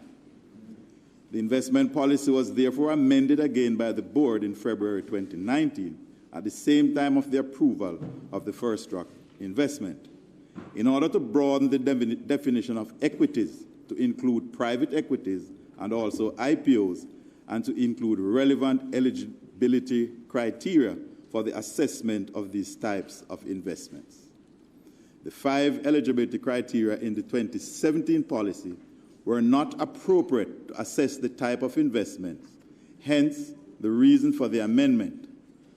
The 6 eligibility criteria in the amended 2019 policy were met in order for the AAJ board to approve the investment in First Rock.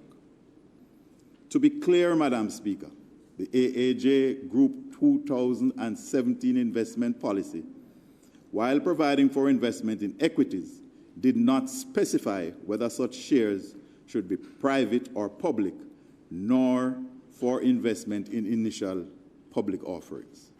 The amended policy was subsequently submitted to the Ministry of Finance and the Public Service by letter dated March 19, 2019 for its non-objection. as is the norm to do. By letter dated April 23, 2019, the Ministry of Finance and the Public Service advised that after a review of the AAJ's updated policy, to which there was no objection, they recommended that the investment policy be further updated to ensure consistency with Part 5 of the Public Bodies Amendment Regulations 2017, which was promulgated in May 2017, relating to the acquisition and disposition of shares. It was at this point where the AAJ finance team advised that they first became aware of this regulation, which requires that the approval of the Minister of Finance and the Public Service be sought for the purchase of shares in a private company. The AAJ relied on the policy, which was approved by the Ministry of Finance and the Public Service, subsequent to the promulgation of the new regulation earlier in the year, but which did not include the requirements stipulated by the regulation.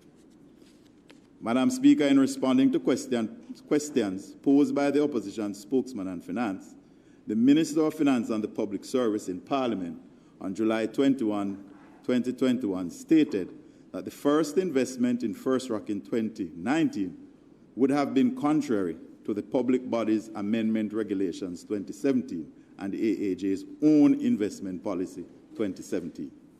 However, in taking the decision, the AAJ relied on the 2017 Ministry of Finance endorsed policy, which did not include the PBMA 2017 regulations, and also its amended 2019 policy, which was subsequently endorsed by the Ministry of Finance and the Public Service. Madam Speaker, in this regard, the AAJ did not deliberately or knowingly breach the PBMA 2017 regulations. Additionally, the AAJ was confident that the amended 2019 policy would have received the non-objection of the Ministry of Finance and the Public Service, given the nature and relationship of this amendment relative to the previous amendment, which was made in 2017, as subsequently borne out by the Ministry of Finance's approval in April 2019. Madam Speaker, following the private placement in February 2019, First Rock issued their prospectus as planned and launched an IPO on November 5, 2019, in which it offered a special block of shares structured with a discounted price to benefit the shareholders who participated in the private placement. This was a reserved pool of shares allotted for private placement shareholders, and these shares were being offered at a 10% discount on the price quoted to the general public. Using the evaluation criteria set out in the 2019 amended group investment policy, the AAJ and the NMIA boards each approved further investments of 9.259 shares priced at 10 cents or $999,000 US dollars at a total cost of $1.99 US dollars between both entities. The total investment in First Rock from both tranches is therefore 28.5 million shares, costing $2.9 million US dollars. This represented 2.9% of the AAJ's investment portfolio at the time, increasing the holdings in equity from 1.5% of its portfolio to 4.4%, which was within the 5% allocation for that category of investments. The financial statements of First Rock as of March 2021 shows that NMIA and the AAJ held 4.99% each of its total shareholdings. Up to June 2021, the AAJ Group has earned dividends of $123,220 on the shares acquired, representing a return of 2% per annum. The full portfolio of shares that were purchased are still held by the AAJ and the NMIA, and last traded on November 5th, 2021 at 7 US cents per share. Madam Speaker, the shares were not purchased for speculation, given the nature of the real estate business in which the company is involved. However, based on what is in the public space a reconsideration of the investment is being done. However, the trading price of the shares, like many others on the market, has suffered some decline since the COVID-19, trading at US 12 cents in May 2021 and then trending down to US 7 cents. Madam Speaker, there is no intention to hurriedly sell at a loss. I have been advised that the company, First Rock, has registered some 9 consecutive quarters of profitability and has never registered a loss. They own and operate $6 billion in assets in 4 countries and are listed on the Jamaica Stock Exchange.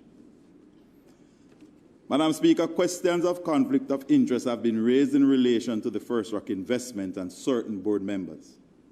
As it relates to the AAJ board, one member of the board is a minority investor in First Rock, but as this represents a minority stakeholding of less than 1%, it was not considered material and hence not deemed to have created a conflict of interest.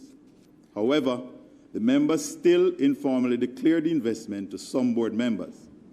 As it relates to the NMIA board, the then chairman, whose brother was a director and shareholder in First Rock, recused himself from the board meeting in January 2020, where the decision relating to the IPO investment in First Rock was made. After the February 2019 and January 2020 investments in First Rock, made an invitation to a director who was then a member of the AAJ board to join the First Rock board in a private capacity, which was done in March 2020. This was not construed to present a conflict of interest as the AAJ shares were acquired in February 2019 and January 2020, before the director became a member of the First Rock board in March 2020, and therefore no declaration was necessary to have been made. This position was subsequently exonerated by a newspaper correction published on July 27, 2021. The matter is also the subject of legal proceedings. Please note that following the September 2020 general elections, both boards were dissolved as is normal. A new board was put in place following government guidelines, and as a result, some directors were retained and the new chairman named for both boards. However, in the case of the AAJ, the new chairman was one of the retained members. This member was also a member of the First Rock board and later resigned from that board in March 2021. In March of 2021, I was informed by a director of the NMIA Airports Limited that the acquisition of shares by AAJ and NMIA was not in keeping with the PABMA regulations. Having been informed of this, I penned a letter to both chairmen ordering an investigation to safeguard the risk. Madam Speaker, the letter was as follows. Reinvestment funds. It has been brought to my attention that your entity has an investment portfolio. Kindly cause an investigation to be done to ensure that all the investments have met the rules and regulations of the Ministry of Finance and the Public Service. Should there be any that does not meet the standard of the Ministry of Finance and the Public Service, please take the necessary steps to regularize that investment in line with the rules and regulations of the government. However, in correcting the situation, if any exists, please be minded to also protect the value of the investment. Please remember, it is the people's money and everything must be done to protect its integrity. Yours in humble service, Robert Montague, Minister. That letter was sent to both entities, Madam Speaker. Madam Speaker, the AAJ is responsible for concession oversight of the Sangster International Airport and the Norman Manley International Airport, while directly managing the Ian Fleming International Airport and the Tinsipen, Ken Jones, and Negril domestic aerodromes. The AAJ Group has had a long and creditable record of good corporate governance practices, supported by sound strategic, operational, and financial management. This is borne out by its 5-year results for 2015 to 2020, which saw annual revenues growing from $5.3 billion to $11.7 billion. Profit before taxes and distribution growing from $1.3 billion to $6.5 billion, and cash reserves growing from $4.7 billion to $13.3 billion. The group invested $5.2 billion directly in capital programs over those years, paid taxes and distributions of $8.7 billion, and now is committed to pay annual distribution to the government of Jamaica of $5 billion for the 4-year period 2021 to 2023-24 to support the annual budget. Despite the impact of the COVID-19 pandemic on aviation traffic and the revenues of the AAJ, the organization's finance remains strong, and the AAJ is still able to meet its commitment to the government of Jamaica. Madam Speaker, since the media reported on the AAJ investments, I have engaged both board chairmen and the president of the AAJ to provide relevant information and reports surrounding the investments. Follow-up discussions were held to get full briefings on the matter. Directives were given by me to ensure that the investments were made in accordance with the policy and that every action must be taken to safeguard risk. Also, instructions were given to engage the support of the Ministry of Finance and the Public Service to conduct a refresher workshop in corporate governance and the requirements of the PBMA. Madam Speaker, the majority of the board members of the AAJ and the NMIA, I was informed shortly before the sitting of this Parliament, has offered their resignation. And I have every intention of accepting those resignations.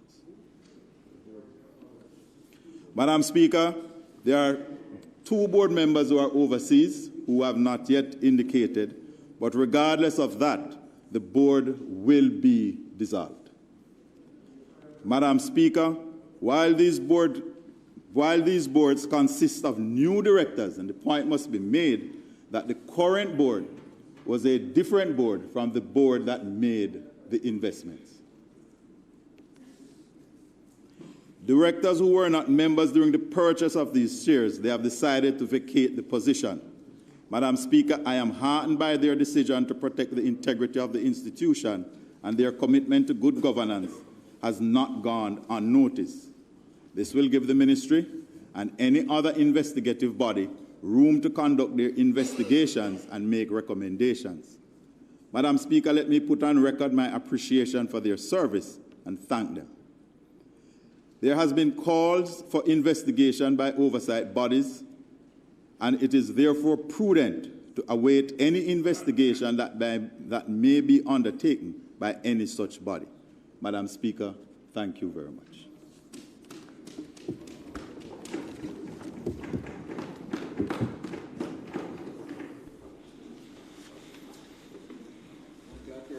Madam Speaker,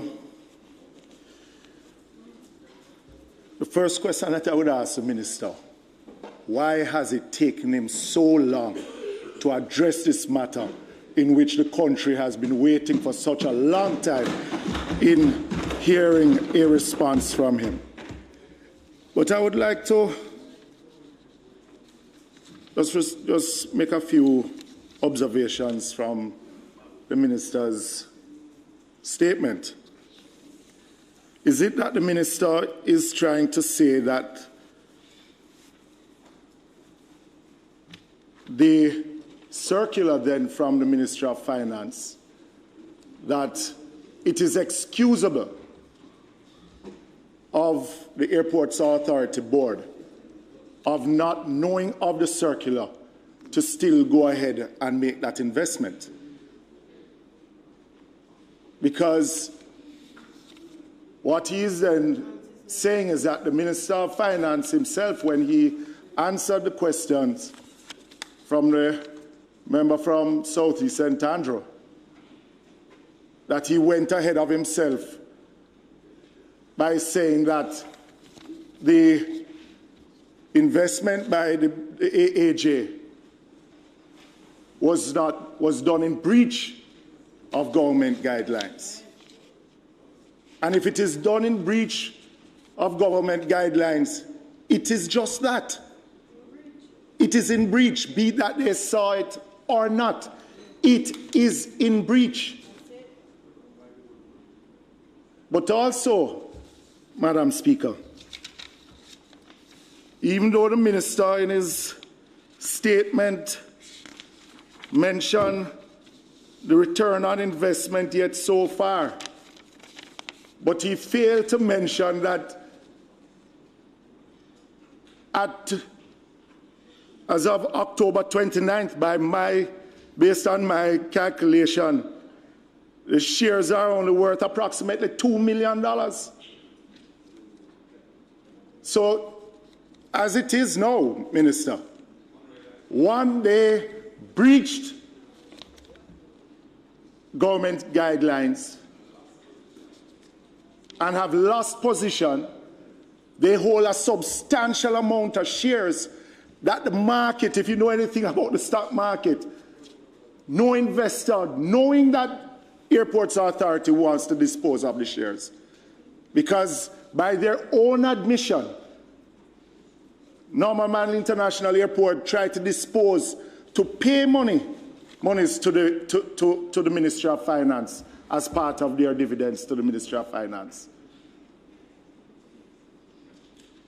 But also is that the market is going to wait until that shares reach to rock bottom before they even go in to try and pick up any of these shares. The Minister of Finance himself, who has quite a bit of knowledge of the stock market itself, because that is something that companies he has been associated with would do. So even though making an investment that is in breach, the Airports Authority and Norman Manley International Airport now is at risk of putting that money, that is taxpayers' money, at risk of losing most of it. But I want to ask the Minister, because he said that the board itself has offered, both boards have offered their resignation. And last week in the House, we had a long deliberation on if the Minister could answer the questions or not. Because there's a lot more to the questions than what you have tabled here or presented here. Because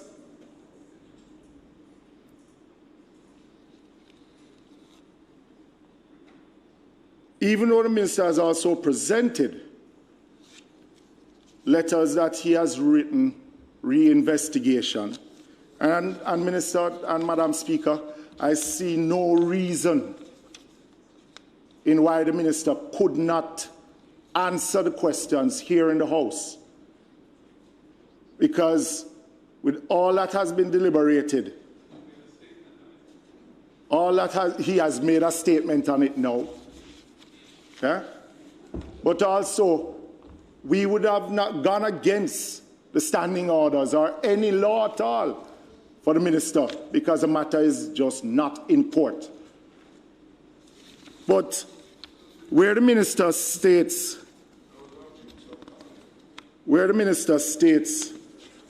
that the member of the board did nothing wrong in declaring, I want to draw the Minister's attention to Section 10 of the Airports Authority Act itself, subsection 3, where it says a director who is directly or indirectly interested in a contract or a proposed to be made by the authority shall disclose the nature of his interest and shall not take part in any deliberation or decision of the authority with respect to that contract. That's the Airports Authority Act stating. So I'm surprised when the minister says that the individual, be it 1%, minority or major shareholder, is still has an interest in the entity in which the Airports Authority is investing in, and has been in breach of the own act of the entity that that individual is a member of that board. So I'm surprised, Minister, that in your own statement that you try to defend the actions of that individual, in that individual, because of the 1% stake in the entity, did nothing wrong, and, a matter of fact, was elevated to be chairman of the said entity. Yeah? So in that in itself is also a chaka-chaka way of dealing with. Yeah, man. It's like how you have prosperity, we have chaka-chaka. Yeah?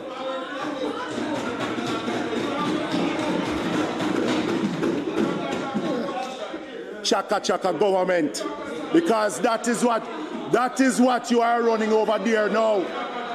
Right? Because you need to deal with the matter of heart. You need to deal with the matter of... You don't have so much over there to deal with right now. But right now, that three-piece suit can't help you today. Relax yourself.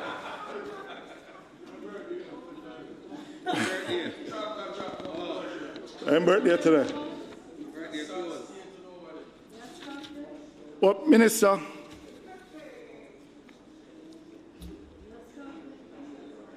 I'm a bit disappointed in that it has taken you so long to come to the country and the Parliament. Just relax now. But in not answering the questions that have been tabled, leaves a lot of questions unanswered, because just for the board to offer their resignation is still not enough in us getting to the bottom of the reason why it is that the board itself, and also in amending their investment policy to suit them in investing in this entity, while there are other entities out there that was being considered at the same time by the board, but decided that they were going to amend the policy to ensure that they are able to invest in this entity, which has now shown that was a bad decision on their part on behalf of the government and the people of Jamaica. That's what it has come out to be. And I want to find out from the minister himself what safeguards are being put in place that there's not a repeat of this, and how it is that that $5 billion that the Norman Manley International Airport should have paid over to the Ministry of Finance then, seeing that they have not been able to sell the shares. How was that, those resources found?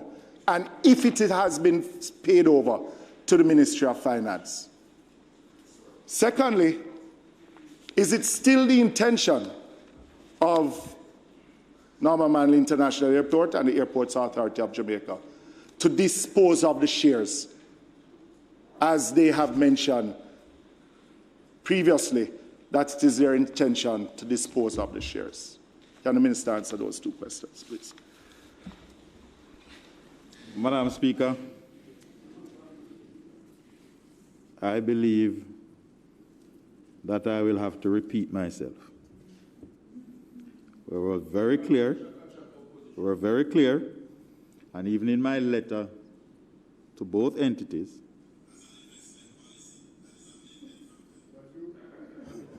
that the reconsideration of the investment is on the table, and it must be brought in line with government policies and regulation. And two, there ought not to be a fire sale, because the shares were never bought for speculation. These shares, the companies involved in real estate, and real estate matters are long-term matters. And while we reconsider the investment, there will be no fire sale. I am well aware that there are persons within the financial market that are getting ready to try to get the shares for little and nothing, but that won't happen, sir. It just won't happen. The member asked again, and I spoke to it, that rather than run to the public with speculation, let us wait on facts. And my statement that I read, I outlined the situation. Obviously, the gentleman is not satisfied, Madam Speaker, but we outlined the whole situation, and we will do everything.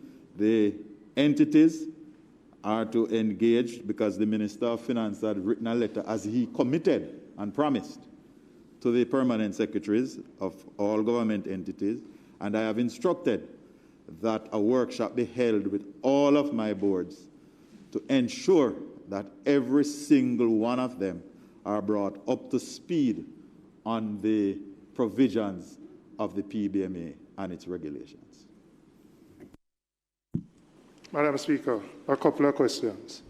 First, the Minister produced 2 letters that were written to the chairpersons of both Norman Manley International Airport and also Airports Authority. Can you indicate what the results of those investigations were? First question. Secondly, do you consider it appropriate to ask the chairpersons of these 2 boards to investigate themselves when, in fact, the board is the entity that would have been required to approve these investments? Is asking Caesar to investigate Caesar? It can't be right. The board has to approve these investments, and particularly where there was an issue around conflict of interest, that you're asking the same chair of the entities to investigate themselves. I don't think that's appropriate at all. Secondly, you indicated that you deemed that there was no conflict of interest because a member only held 1% of the shares. Who deemed that there was no conflict of interest? Who made that determination? Was it the same board? Or was that independent of the board? That's right. Because 1% of an entity is significant. Of course, a big investment. And it goes against the AAJ's own guidelines. So who would have determined that there was no conflict of interest? Again, the same persons who are involved in the transactions are making the decisions surrounding themselves. That can't be right either. And the one that I find most troubling relates to the amendment of the investment policy. The 5 eligibility criteria were not appropriate, but as soon as we amend it, we meet all 6. We met, so AAJ made an amendment to the Ministry of Finance, no objection.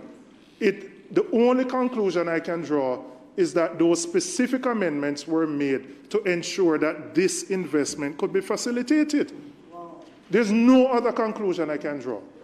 That you move from a situation where you determine that the previous one is not applicable, and then you make the amendment and you meet all 6 criteria, which goes against what the Minister of Finance said in his response to the questions I raised about whether the company had a track record, whether it was a public company, all of those things. So I conclude, and you can tell me if I'm wrong, that the amendments to the policy were done specifically to facilitate this investment. And then, Minister, you need to say, you said the members offered. You must tell us, are you firing the board? Are you dissatisfied with the conduct of the board and you have made a decision to terminate them? Or is it optional that they can decide whether they stay or not? We need to know. Because this is a significant breach confirmed in this Parliament in July by the Minister of Finance. We are 3 months later, and it's the first time you're speaking on this matter, and you kind of casually say some of them offer, some of them abroad. Tell the country whether you're taking a stance for accountability and whether you support this or not. I'm on record that they should have been fired long ago. Long time. Having broken the PBMA law, having breached their own investment policy, and now you say, well, some abroad, some offer, some what. Tell me what your true position is.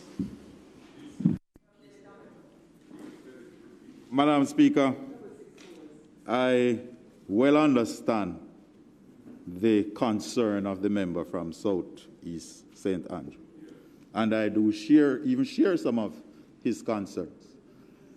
But, Madam Speaker, let me remind the member, because I know he's aware, that the board, the problem we have is that the board that made that decision came to an end of its life in September 2020. Let us not forget. So I share your concerns. And that is why I wrote that letter when I was informed. Because an investigation, before you begin to point fingers, you have to properly investigate and then make a determination. So I am not one that is ducking or sliding. I understand his concern, but he has to understand as well that the board that made that decision came to an end. A new board is in place. And we have dissolved that board. Some persons have offered resignations on their own, and those that have not, whether they're offering or not, we have dissolved that board because we have to draw a line and we have to go forward. And we must go forward in line with stated government policy and regulation. There is no reconciling from that. Just if you can answer the specific question about the investigation, if there was a response to the investigation. My apologies. Yes, and a report was submitted to the ministry. I then asked for additional information from the permanent secretary, who has informed me that that final report will be ready in very short order. Because I did not want to run out in the public space with half facts and speculation.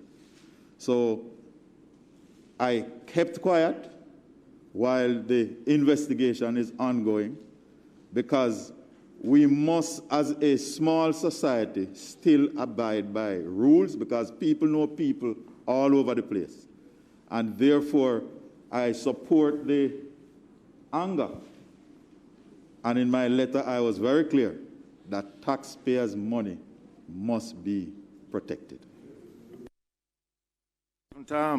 Answer the question that I asked about the NMIAL, who had to pay over its distribution of funds to the Ministry of Finance, and went to the market to sell the shares to pay or to get cash of $2.5 billion. Have that portion, since the shares have not been sold, since it is now that it is showing that the government is losing about $1 million on what it has now, have that money been paid over to the Ministry of Finance, or is it still owing to the Ministry of Finance? And if they have, how did they finance that $2.5 billion? Member, the information I have is that all the debts have been satisfied, and I will get better particulars as to the date when it was and forward it to you. Minister, you've indicated that the board, the new board, which had some of the members carried forward from the old board, has been dissolved. Can you indicate when that took place, what date it was? And can you also indicate whether, in your view, a situation in which a public body decides to invest surplus funds in what was then a private company in breach of the Public Bodies and Management and Accountability Act regulations, in breach of its own investment policy, where one of the then directors also makes their own separate private investment in the same entity, does not disclose that to the board, but only to some people on the board, subsequently becomes a director of the entity that has received the benefit of that investment, and then subsequently becomes the chairman of the entity, the public body that made this investment. And that investment is now being carried at a loss, if it's marked to market, of around $1 million US. Is that a basis upon which somebody should stay as a director of a public body? Or is that a situation in which that person must be forced to recuse themselves, to resign, and to give up that particular position? What is your view on that? Madam Speaker, the Leader of the Opposition and myself, I believe, are at one on this matter. And that is why, before you can rush to judgment, you have to investigate. And, Madam Speaker, let me remind the Leader of the Opposition, because I understand where he's coming from, and a lot of Jamaicans are upset over the whole affair, that the board that actually took these actions, its useful life came to an end. The new board that is in play has been dissolved today. Has been dissolved. And we are making the necessary steps, because my instructions has been to have a no, this is not a joking matter, no, leave. It's a serious matter. Serious matter. They having a workshop to familiarize themselves with the provisions of the Act and to begin to put together a new board that will satisfy any lack of technical ability or anything that is there, so we can go forward with the proper regulations being observed and sufficient distance in dealings. But I do share, Mr. Leader of the Opposition, your indignation. Madam Speaker, just bear with me one second. Because in the Minister's statement, he spoke about the amended policy was subsequently submitted to the Ministry of Finance, a letter dated March 19th, 2019, for its no objection, and spoke about not the AAJ not knowing that there was any regulation that states that they have to get permission from the ministry or the Minister of Finance.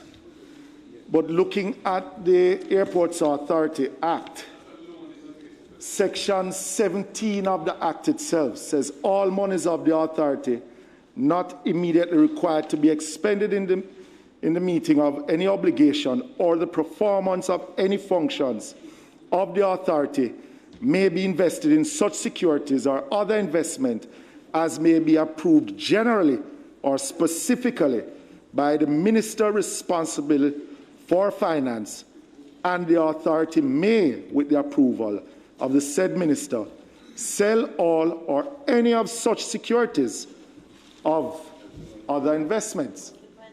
So, is it that the minister is saying that it was removed from the Act itself? Why the Airports Authority did not think that it was a requirement to seek the permission of the minister or the Ministry of Finance? Is that what the minister is saying, that it was removed, then submitted in the Airports Authority Act, because it is here in section 17 of the Act. So for the minister to come to the House to say that they were unaware is not only the board alone, but management themselves obviously did not read the Act itself and should be held culpable. Because that is what it's saying, Minister. Because it's either that or the Minister of Finance knew and don't want to say him no, which I am sure is not the case, because he himself came to the House to say that there was a breach. And he was forthright. So, Minister, I'm sure the country and we here is appreciative of the statement, but there are still some gaps in the statement of how it is that the board itself and the management of AAJ has dealt with this matter. And it is hastened to say, how is it that they have dealt with other matters relating to investment? So, at some point, I would love the minister to come back to the House to basically tell us if there are any other, and hoping that if there is an investigation being carried out, that it will tell us how many times it is that the management and board of Airports Authority has breached Section 17 of the Airports Authority Act. Thank you, Madam Speaker. Madam Speaker, the member is making an assertion that I want to reject. The member is subtly making an assertion that I am in league with them. And I want to clearly put that on the table. That not no gossip. It was my letter when I heard of the investment. It was my letter that started the whole thing. Let's not forget that. Secondly, I share, like the leader of the opposition and the member from Southeast, the indignation. I have accepted resignations and I have dissolved the board. I have made the necessary steps to have a workshop to familiarize persons with the tenets of the law and the regulations, so they can never again, ever again, say they never know.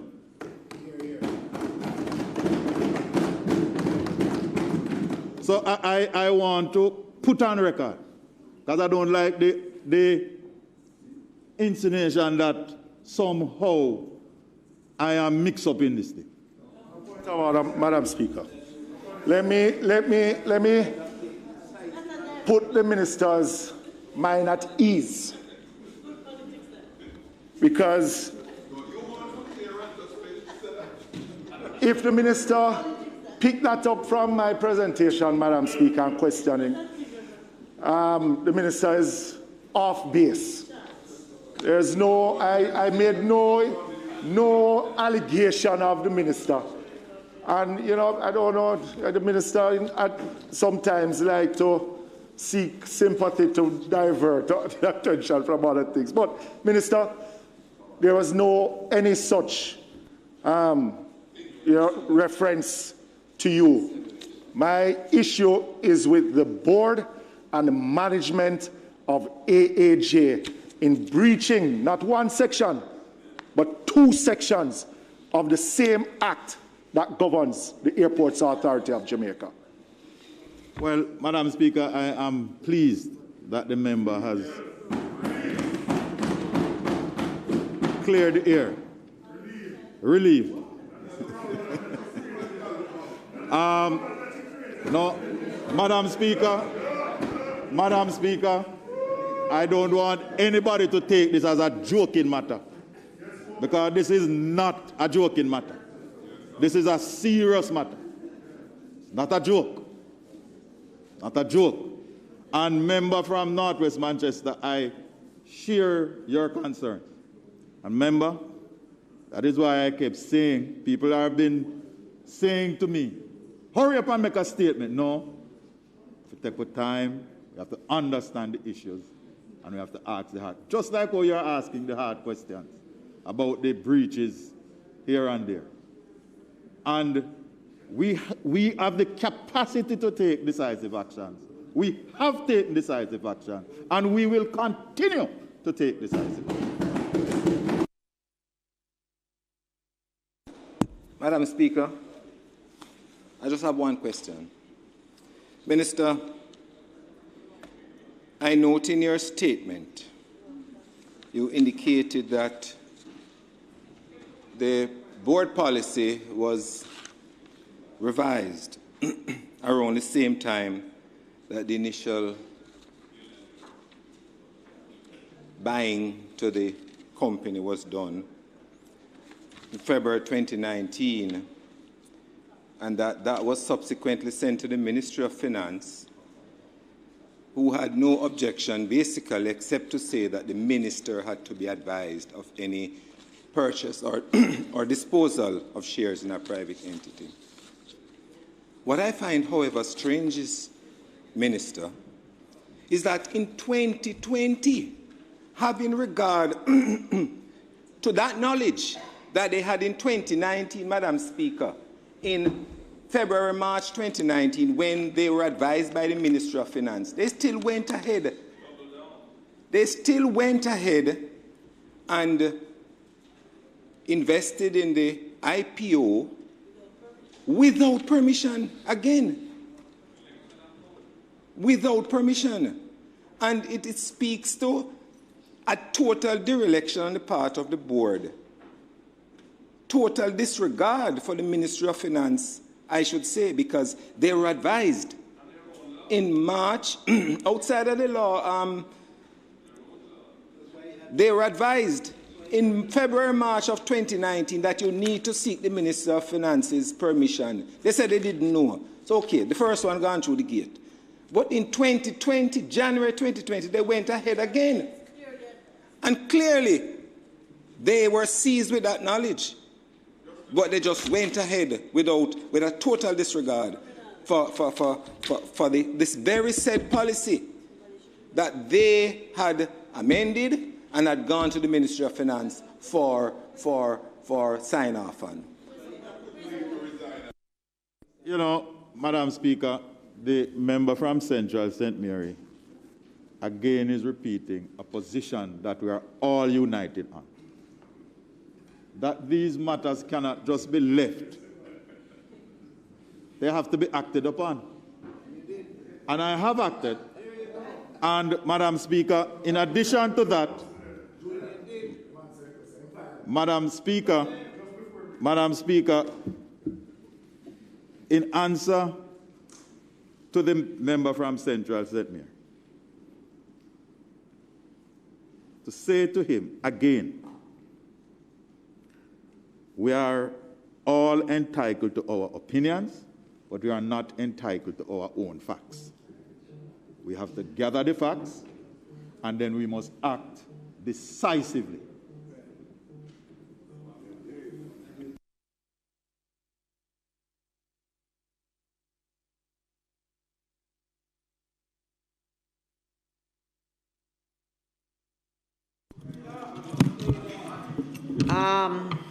Announcements.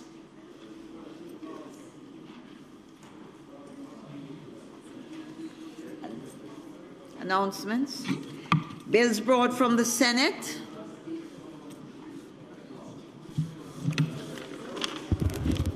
The following is a message from the President of the Senate to the Honourable House of Representatives. I have the honour to advise the Honourable House of Representatives that on the 5th day of November 2021, a bill entitled An Act to Amend the Road Traffic Act and a bill entitled An Act to Amend the Emergency Powers Act and to Provide for Connected Matters were passed in the Senate without amendment. Signed, Thomas Tavares, Fitz, J, CD, QC, JP, President of the Senate. Petitions, papers, reports from committees, Notices of motions given orally. Questions and answers to questions. Madam Speaker, the time being 5:53, I now move we should have passed the time when this item question and answer should be taken on the order paper. I now move that the House be allowed to receive and answer questions at this time. May it please you, Madam Speaker.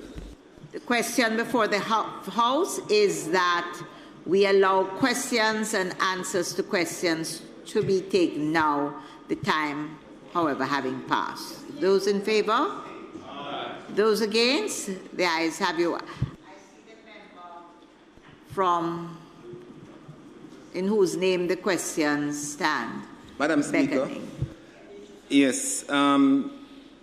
Having had a very fulsome discussion at the statement by ministers earlier on today, I'm requesting that the questions in my name, that the answers be laid on the table.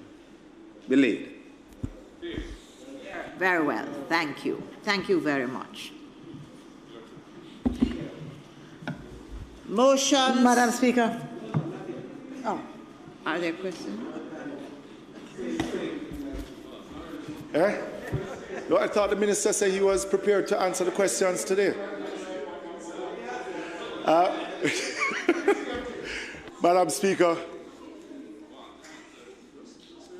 as I mentioned before, there are more details in the questions, right? And since the minister came, I too would love if the minister could table the questions, just the answers to those questions at a later date.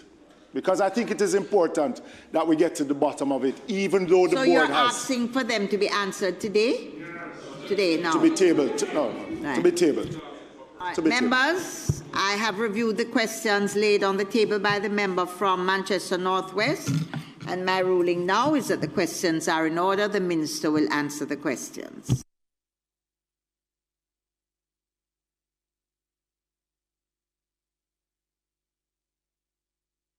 Madam Speaker, I'm glad that you have come to that conclusion, and I believe that was the right conclusion to come to. I want to ask you, though, you and I had a conversation. You indicated that you would be seeking the opinion of Legislative Council to the House on the issue that was debated fairly hotly last week as to whether it was proper for a minister to be permitted to decline to answer questions formally tabled under the standing orders on the basis that, and we do not know whether this is fact or not, an investigation might be taking place by a commission of Parliament. I think that's a very important issue for our democracy and for this House, and I want to know if you would advise us whether that opinion has been sought or not. Have you sought that opinion, Madam Speaker?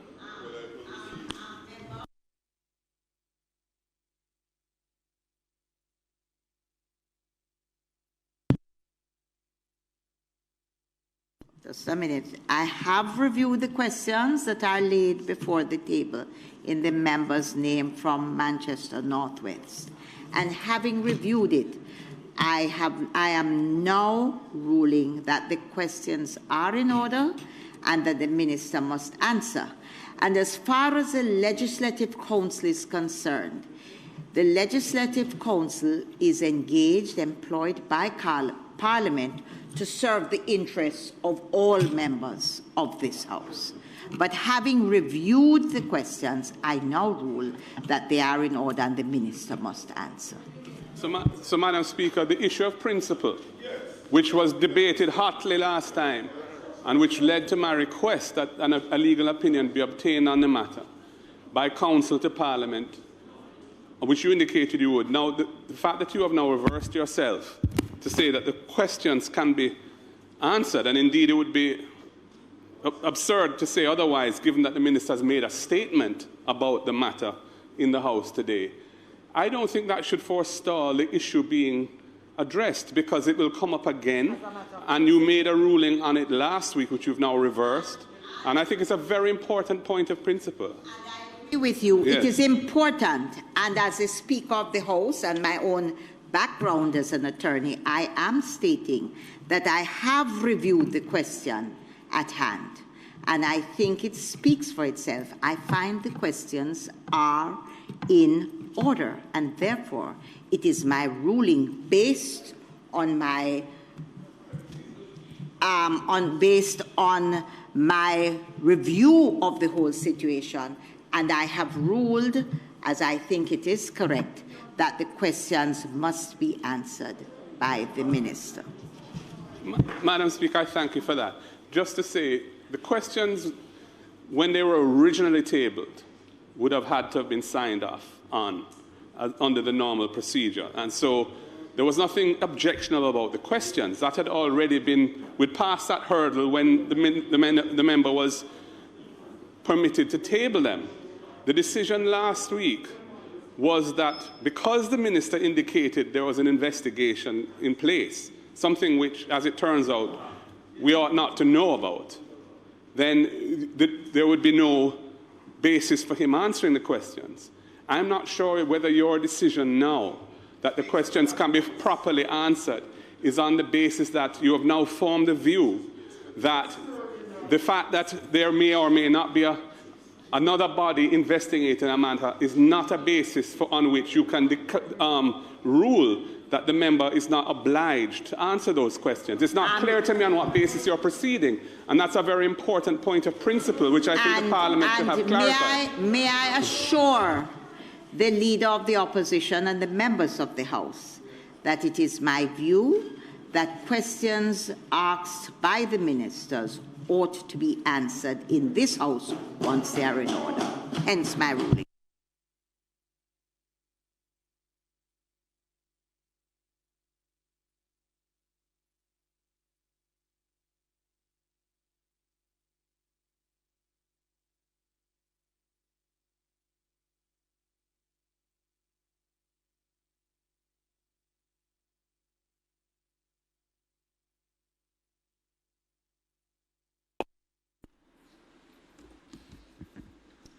Are obliged to answer the questions that are posed in Parliament, even if the subject could possibly be or is under investigation by any of the commissions of Parliament. And we have to be just absolutely clear about that.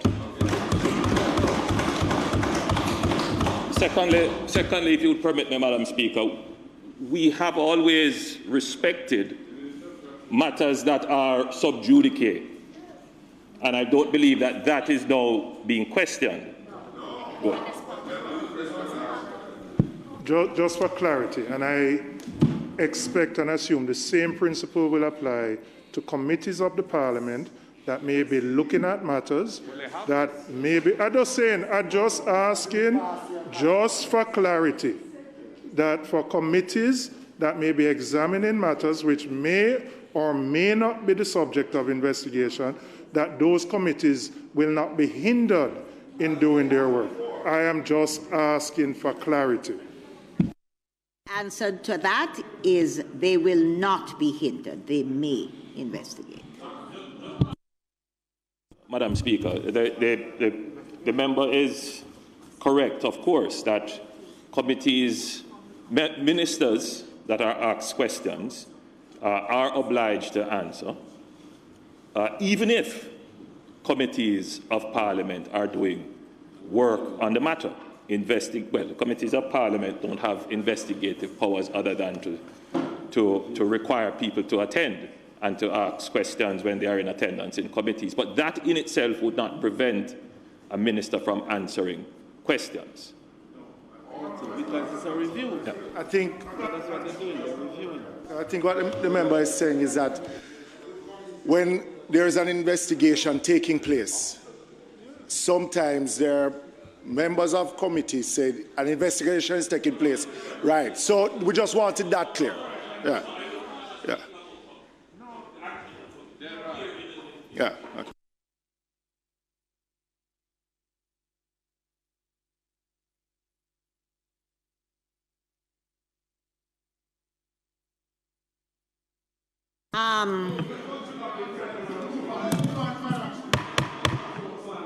Members, motions that may be made at the commencement of public business requiring notice, motions relating to sittings of the House, motions for leave to introduce bills. Thank you. Thank you, Madam Speaker. Madam Speaker, the issue of abuse of women and crimes against women is a big issue in our society. Women are frequently the victims of abduction and other forms of violence.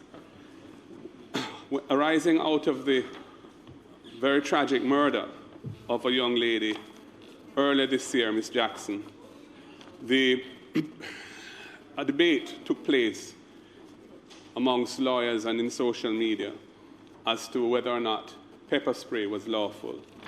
The Offensive Weapons Prohibition Act gives a distinct impression that pepper spray is not unlawful and is not subject to the treatment as an offensive weapon. However, the Firearms Act, because it has some very wide definitions in it, makes the matter unclear. And the matter has been the subject of a court decision which suggests that because of the way the Firearms Act is worded, pepper spray cannot be lawfully carried for personal protection. I believe that it's a non-toxic substance, and I believe it's important that we empower our women to protect themselves. I'm therefore seeking leave of the House to introduce the following private members' bills. 1, a bill shortly entitled the Firearms Amendment Act 2021, and secondly, a bill shortly entitled the Offensive Weapons Prohibition Amendment Act 2021, which will clarify the situation in this regard. And I would ask for leave of the House, Madam Speaker, to table the bills. Members, the question before the House is that the member be granted leave to introduce both bills mentioned. Those in favour? Those against? The ayes have it. Leave granted. Opposition. Presentation of bills without leave of the House first obtained. Public business. House Leader. Madam Speaker, as we had indicated, the State of the Constituency debate will continue today. And I invite you, Madam Speaker, to ask the member whose birthday is today. And we want to say happy birthday to the member for St. James Central, Member of Parliament, Heroy, Clarke. May it please you, Madam Speaker. Member from the West, we now invite you to, and we want to wish on behalf of all of us that you have so far had a good day and will continue to do so until the close of play this evening. Go right ahead.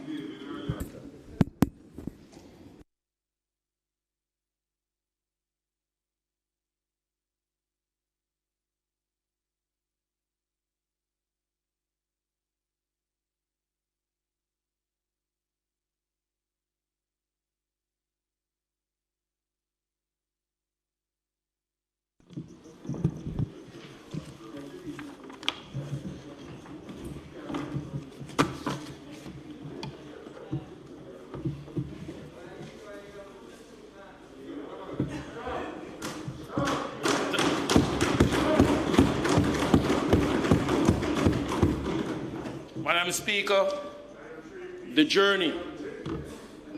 I rise once again in this House to address the nation on the journey of the constituency of the St. James Central. In keeping with the norm, I must pay respect to the good Lord who made today possible. To God be the glory, great things he has done. He is our guide and protector. To my Prime Minister, the Honorable Andrew Michael Holness, and the leader of the greatest political party in the Western Hemisphere. I am most grateful grateful for your continued support in the level of confidence you have in me and my ability to step up, face up, and ultimately serve the people. Madam Speaker, I pray that God will continue to bless Andrew and give him the perseverance as he continues to lead us in building back Jamaica stronger. In our young Prime Minister, Madam Speaker, we have seen the wisdom God gave to Solomon, the bravery God gave to David, and the charismatic leader he made Joshua to be. To the Honorable Dr. Horace Chang, a man who since that day in 1996 has been my mentor, my friend, and my political father. Respect, boss. To my family headed by the fire in my fireplace, Patrice. My children who have become politicians, all because of the work that we have done, I give my unreserved love and respect, Aniska and Alia.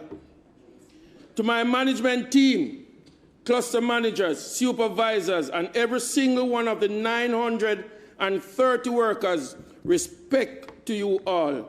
Thanks for the victory in 2016 and 2020. Thank you all for the support.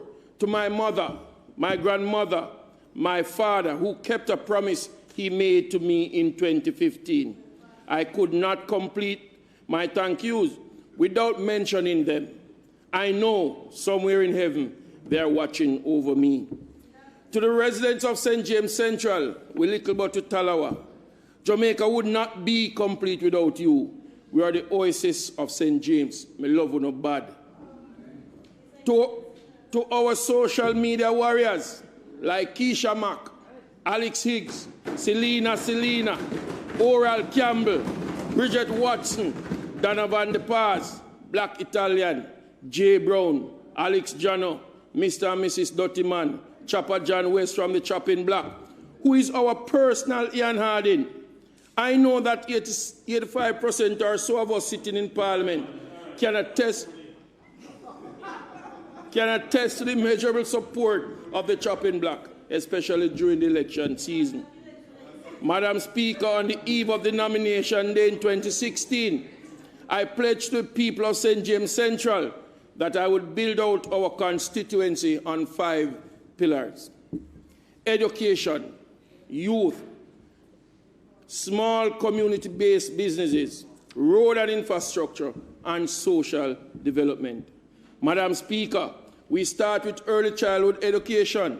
It is my firm belief that the foundation of any structure has to be solid so that you can build on it without fear. Therefore, we continue to work with the Ministry of Education to make sure that the foundations are set. Madam Speaker, the age-old Montego Bay Infant School continues to nurture these young minds, but that institution alone cannot accommodate the children from across St. James Central. There are 7 primary schools in the St. James Central constituency, with most of them having an early childhood component. We engaged Food for the Poor in 2016 to build a standalone infant school in the community of Rose Heights. We lobbied, we begged, and in 2020, we hit the jackpot. Our school was built to the delight and appreciation of over 10,000 residents. Rose Heights is proud beneficiary of a fully equipped early childhood unit. Let me publicly big up Food for the Poor. Madam Speaker, unfortunately, because of the COVID-19 pandemic, we have not been able to accommodate a single child yet. It is on that premise that I encourage all Jamaicans to get vaccinated. Our children, Madam Speaker, are suffering. I am sure the residents of Rose Heights are waiting to hear the bells ringing to sing the beginning of that school. Madam Speaker, we are currently in dialogue with Chase to build us another early childhood unit for the Farm Primary School located in Green Pond. Madam Speaker, I believe in God, and I know He will make the way for the Wilford Heaven-led team to come through for the children of Green Pond and the surrounding areas. Madam Speaker, We understand the devastating blow that this pandemic has caused, overturning the smooth flow of our schools. We all had to dig deep to keep a pace. Our support team saw us donating laptops and tablets to over 150 students, thanks to my supporters who became good Samaritan and made this possible. This is a mere drop in the bucket, Madam Speaker. Many students are still without a device, which makes learning extremely difficult at this time. I must single out the Colonel Avenue Primary School, whose board, acting principal and staff continues to go beyond the call of duty in getting as many of the 1,336 students learning, whether online or picking up the literature from school. Madam Speaker, the Prime Minister donated 36 tablets and 1 printer to the Salt Spring Primary School from his Positive Jamaica Foundation. By this donation, every single child at the school was in receipt of a learning device. Madam Speaker, we continue to assist with $2 million tertiary grants each year, $1 million book vouchers, $1 million for our CSEC and CAPE program, and $1,500,000 for book bags filled with stationery through the CDF. But, Madam Speaker, with a constituency such as St. James Central, more assistance is needed. Madam Speaker, I hasten to mention a few of our youngsters who have benefited from these grants. Miss Aniska Christie, CSEC and CAPE, who is now a Sagicor Scholarship awardee, attending the University of the West Indies. Mr. Alan Noble, tertiary grant, attending the University of the Technology. Zaria Wright, studying medicine in Cuba. Summer Rose, Amelia Williams, Bliss McKay, and Warren Moore, CXC awardees. Madam Speaker, our youth program is very active, as we have a strong youth group that continues to give back to the St. James Central. In their own little way, for CSEC each year, they make sure that students are given a little extra revision time by creating online study center for high school students. Today I say aloud how proud I am of you all. Madam Speaker, I must mention the Save the Boy initiative that was launched in January 2019. The pandemic has held us back, Madam Speaker, but this is a project that I am very passionate about, given the climate that exists for boys in Jamaica. This program saw 4 boys each from the 7 primary schools whose average were below 50 getting extra math and English classes from the Learning Center. We will continue to post haste as soon as we are back to normal. I also implore corporate Jamaica to come on board and make a difference in the lives of our young boys. Madam Speaker, let us inspire and engage them from this tender age in order to have a better Jamaica. Madam Speaker, the journey of St. James Central will not be complete until each child gets secondary education. And in leaving secondary school, Madam Speaker, they are able to read and write. Many of our students get lost in the system. And Madam Speaker, today I heard the Minister of Education mention that she's extending the school years. Thank you very much, Madam. I know what it is.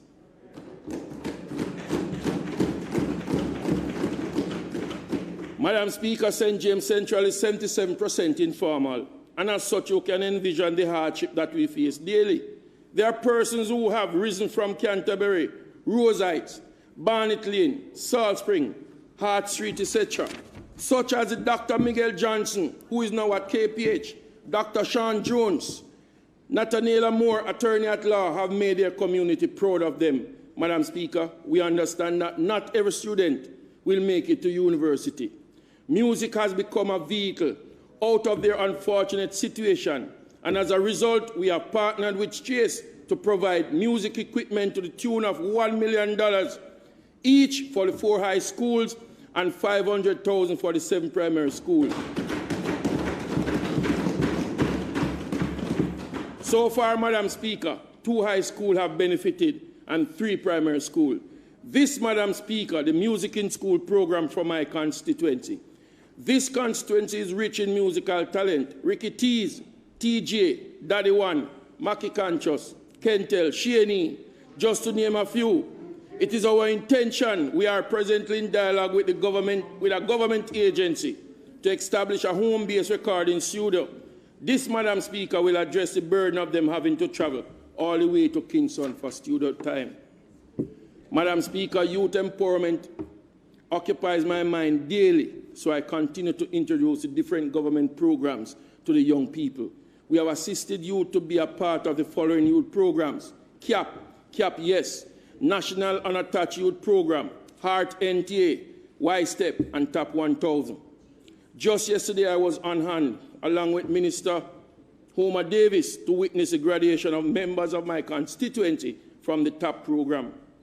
Madam Speaker, there is a Centre of Excellence located on Sun Valley Road that is geared towards capturing and changing the mindset of many at-risk youth, helping them to become men and women of substance who will be better able to provide for themselves and their family.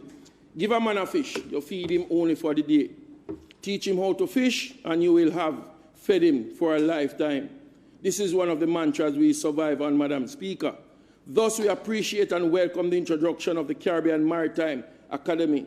Located in Flanker, this entity has provided another option in teaching the youth how to fish. Madam Speaker, my team and I encourage the youth to get certified in one skill set or another.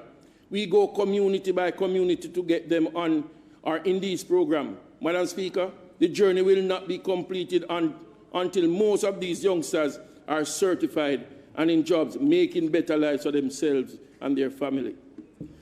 Madam Speaker, many corner shops in the constituency, and they have gotten a beating since March 2020.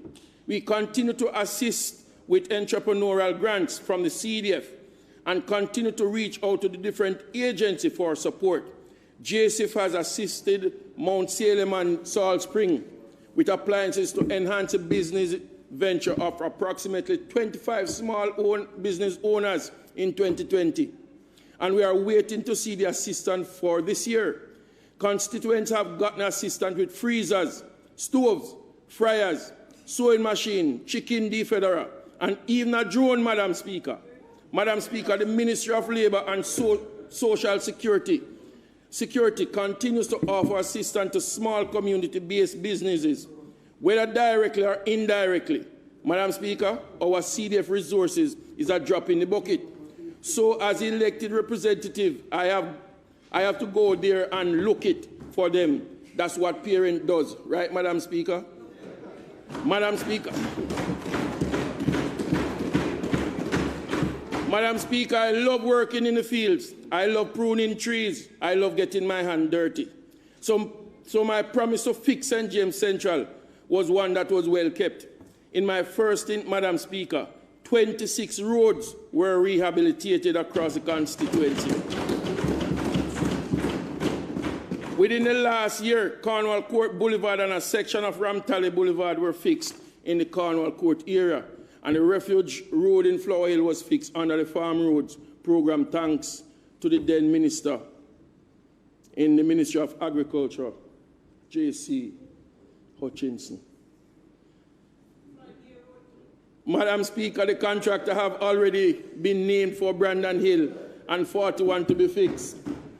Madam Speaker, Top Melbourne was fixed from the CDF and a section of Peter Pan from the Spruce Up Jamaica program through TPDCO, thanks to Minister Bartlett for his able assistance. The second phase of the Birch Hill Road was also rehabilitated. First and Second Street in Albion was repaved and drain put in, thanks to the Minister and Prime Minister also. He was very instrumental. Madam Speaker, the road network is vast. Patching is currently taking place in Cornwall Court, where Barbados Avenue and others are receiving some well-needed patching, and that was before yesterday, Madam Speaker. Madam Speaker,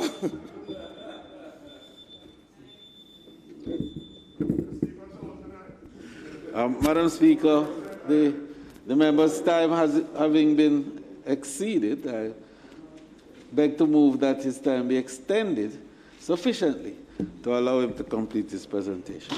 The question before the House is that the member's time be extended to allow him to complete his presentation this afternoon. Those in favour? Those against? The ayes have it. Go ahead, member. Madam Speaker, working with the community groups, the CDCs, Citizen Association, and youth groups make it easier and seems more effective in reaching the masses. Madam Speaker, there are more than 10 community groups, and I sit with them, hear their concern, and assist them in the best way possible. Madam Speaker, last year, after much lobbying and pushing and probing, TPDCO once again came through for the residents of Portobello, who got a top-of-the-line community centre. Minister Bartlett, hats off again to you, sir. This area is where my constituency borders your, and I must tell you that the citizens appreciate the effort that was put in.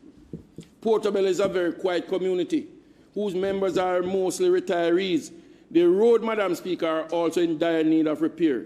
I have asked Minister Warmington to visit the constituency, the diamond in the rough, to see the first-hand the state of the roads.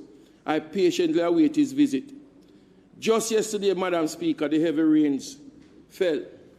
It has left us in a state unspeakable. But, Madam Speaker, I have faith. I believe in God. I know that the Honourable Prime Minister will hear our cries and our plea and come to our rescue. Madam Speaker, the Farmites Community Centre is currently getting a facelift also.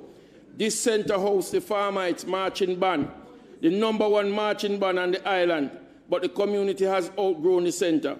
I went in search of assistance and was graced with the announcement by the Prime Minister's project dubbed the first 100 housing scheme that were built in Jamaica to be rendered assistance. Farmites was chosen, Madam Speaker. It took a while, but work finally commenced earlier this year to be completed by March 2020.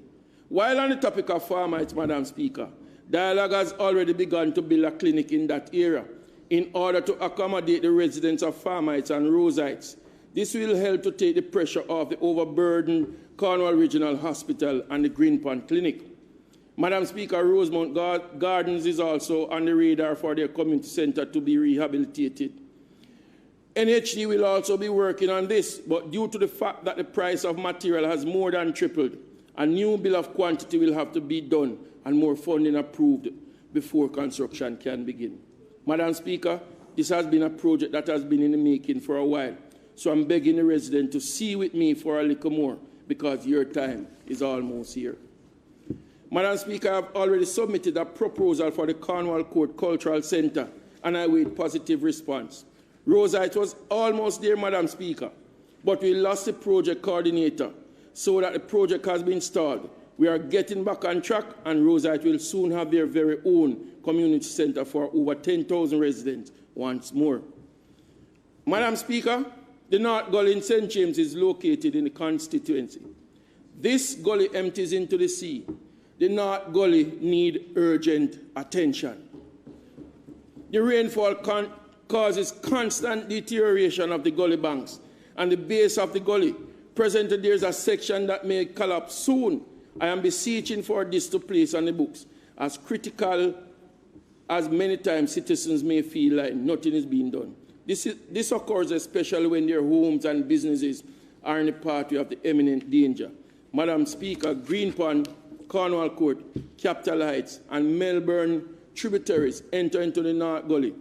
These tributaries, Madam Speaker, are earth and drain.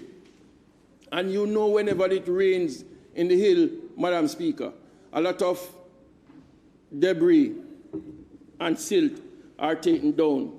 Madam Speaker, the North Gully is right beside the well-renowned Harmony Park, a beautiful edifice of a beach.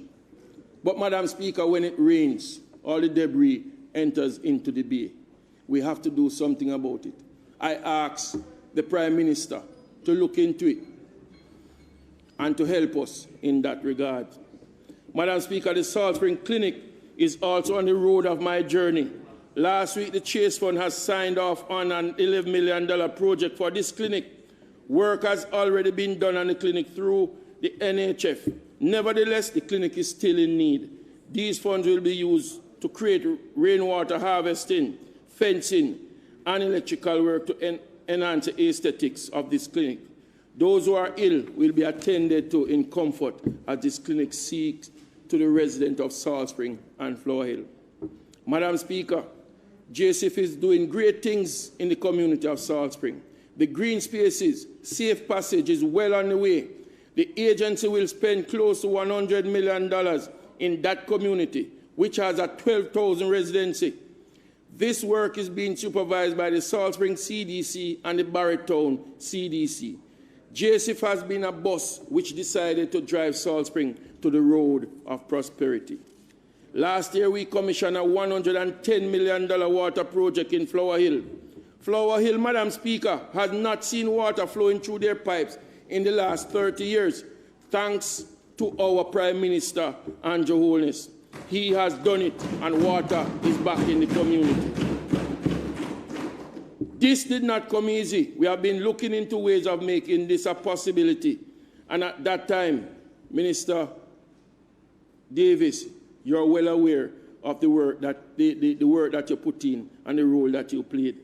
This project is like a miracle to the residents of Flower Hill.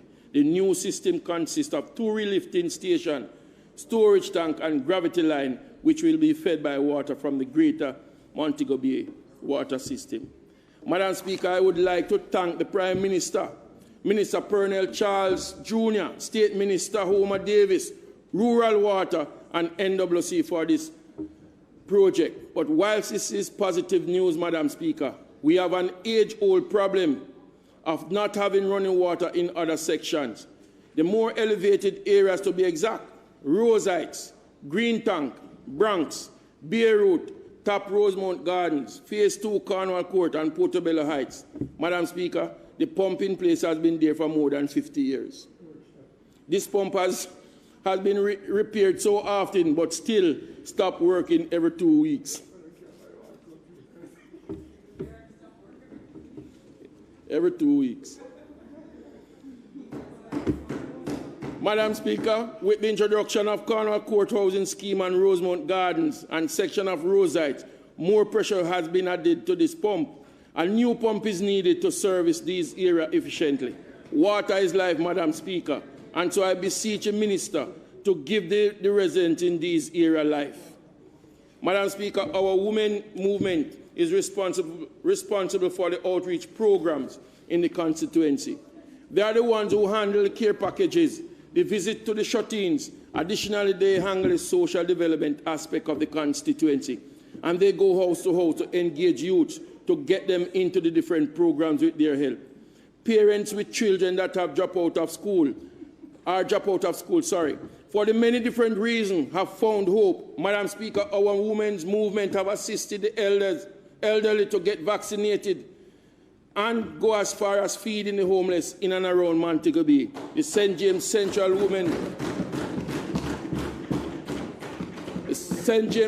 Women's Movement, led by the Fire, and the MP, as is called by many, are my social workers. I am beyond grateful to them, lightening the roadway on my journey. Madam Speaker, so much more has been accomplished in the past year. During the pandemic, under the whole program, 3 three-bedroom units have been built and handed over to the recipients. We are in the process of building 2 more. In addition to the house being built, our social housing program, Madam Speaker, has seen over 200 constituencies benefiting so far for this financial year. The Mount Salem Police Station is completed. The fire station is in its final stage of completion. Thanks to JSF, Madam Speaker, enough work has been done. Madam Speaker, USF will be giving us Wi-Fi hotspot for Canterbury, Farm Heights, and Cornwall Courts. I call on the active community groups to lobby so that those 3 communities will have Wi-Fi in its entirety. These free Wi-Fi zones should be completed by March 2022. Madam Speaker, I could not complete without speaking about crime. Crime is on the lips of everyone. However, it has been significantly reduced in St. James Central. I thank God for the state of emergency that was put in place to stem the murder and other crimes. The call for the end of the state of emergency was ill-advised, Madam Speaker, And I beseech and implore the Prime Minister, find a way to put it back.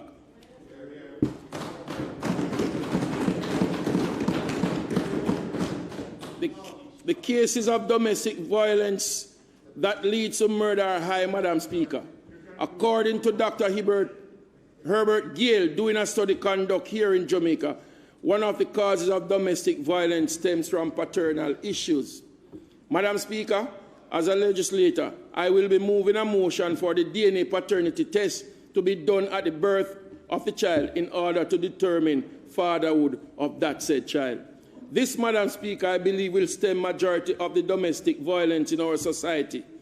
The journey, my journey, in St. James Central will not be completed until the 50 parochial road in Cornwall Courts are fixed, the road in Portobello are fixed, and the 15 parochial road in Rose Heights are fixed. Inclusive of those road and Farm Hill, the journey, Madam Speaker, will not be completed until the Flower Hill main road is fixed, and the road from Cornwall Court through Salt Spring Road and onto King Street are fixed. The journey will not be completed, Madam Speaker, until Valley Heights Road is asphalted.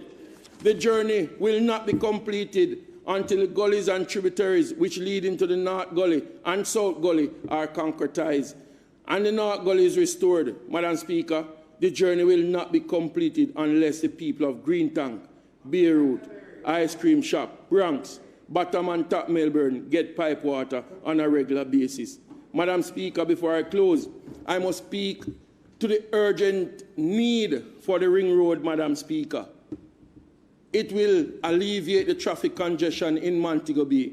But while that is coming, Madam Speaker, I also want to pay attention to the runoff, the water that will come down into the town, Madam Speaker. We have to look at proper drainage at the same time, Madam Speaker.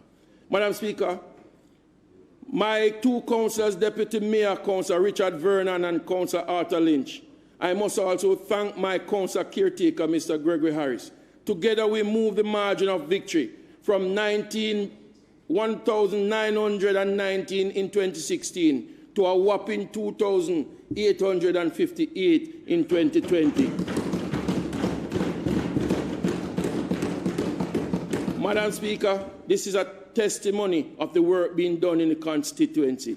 There is so much more to be done, Madam Speaker, on this journey. The journey of St. James Central continues. I thank you.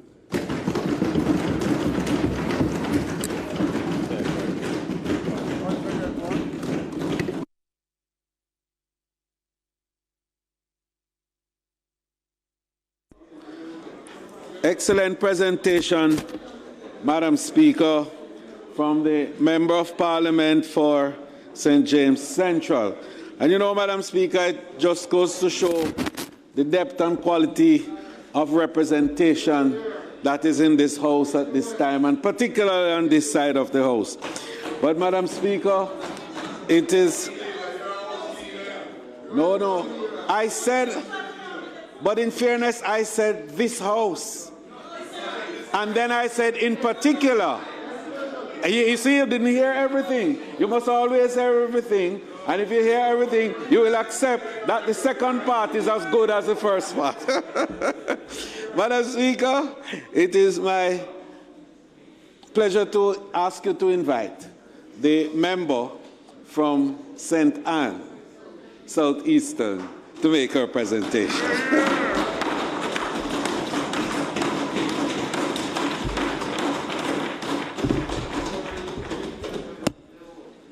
Thank you, Madam Speaker. Thank you, colleagues. Thank you to the parliamentary staff who are still here. Madam Speaker, there is political life and there is political death. My own political and parliamentary journey are no secret. I've gone all in, all the time, for the people of Southeast St. Anne, for the people of the PNP, and for the people of Jamaica. I'm able to still stand here today with political life because of the generosity and faith of the people of my constituency, Southeast St. Anne. And because of the night, on the night of September 3, 2020, when the JLP tidal wave began to drown PNP constituencies, there was a divine hand that spared me and gave me a lifeline.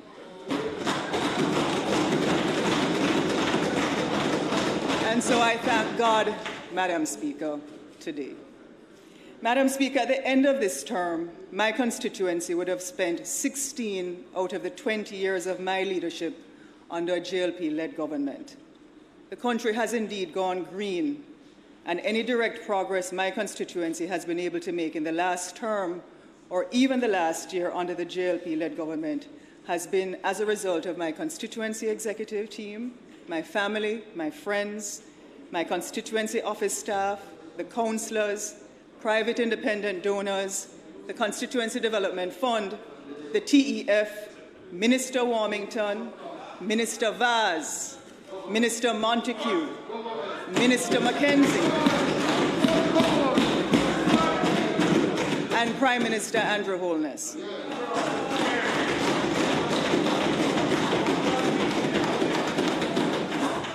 Madam Speaker, today I'm not here to lambast the government on what they didn't do and what my constituents didn't receive, but rather to thank them for the few efforts thus far and to plead for more to be done. As a matter of fact, I would like to help the government to help me and in turn help the people and to solve the life and death issues.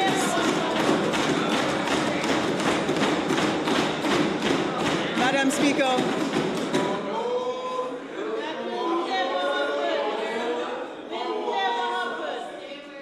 Madam Speaker, I would actually like to provide solutions in helping the government to help me to help solve some of the life and death issues that many of my constituents now face, and I dare say many other constituents are now facing. While it is difficult to predict a natural order of things, and certain practices as leaders we once held as sacrosanct are now shifting rapidly, one thing is for certain. In this very big, globally interconnected world, any decision that another country takes, Jamaica is not spared from those decisions. In the end, economics will always trump politics, and if people can't afford basic food, lose or can't find a job, can't meet their everyday subsistence needs, and they feel hopeless about the future, they blame their leaders.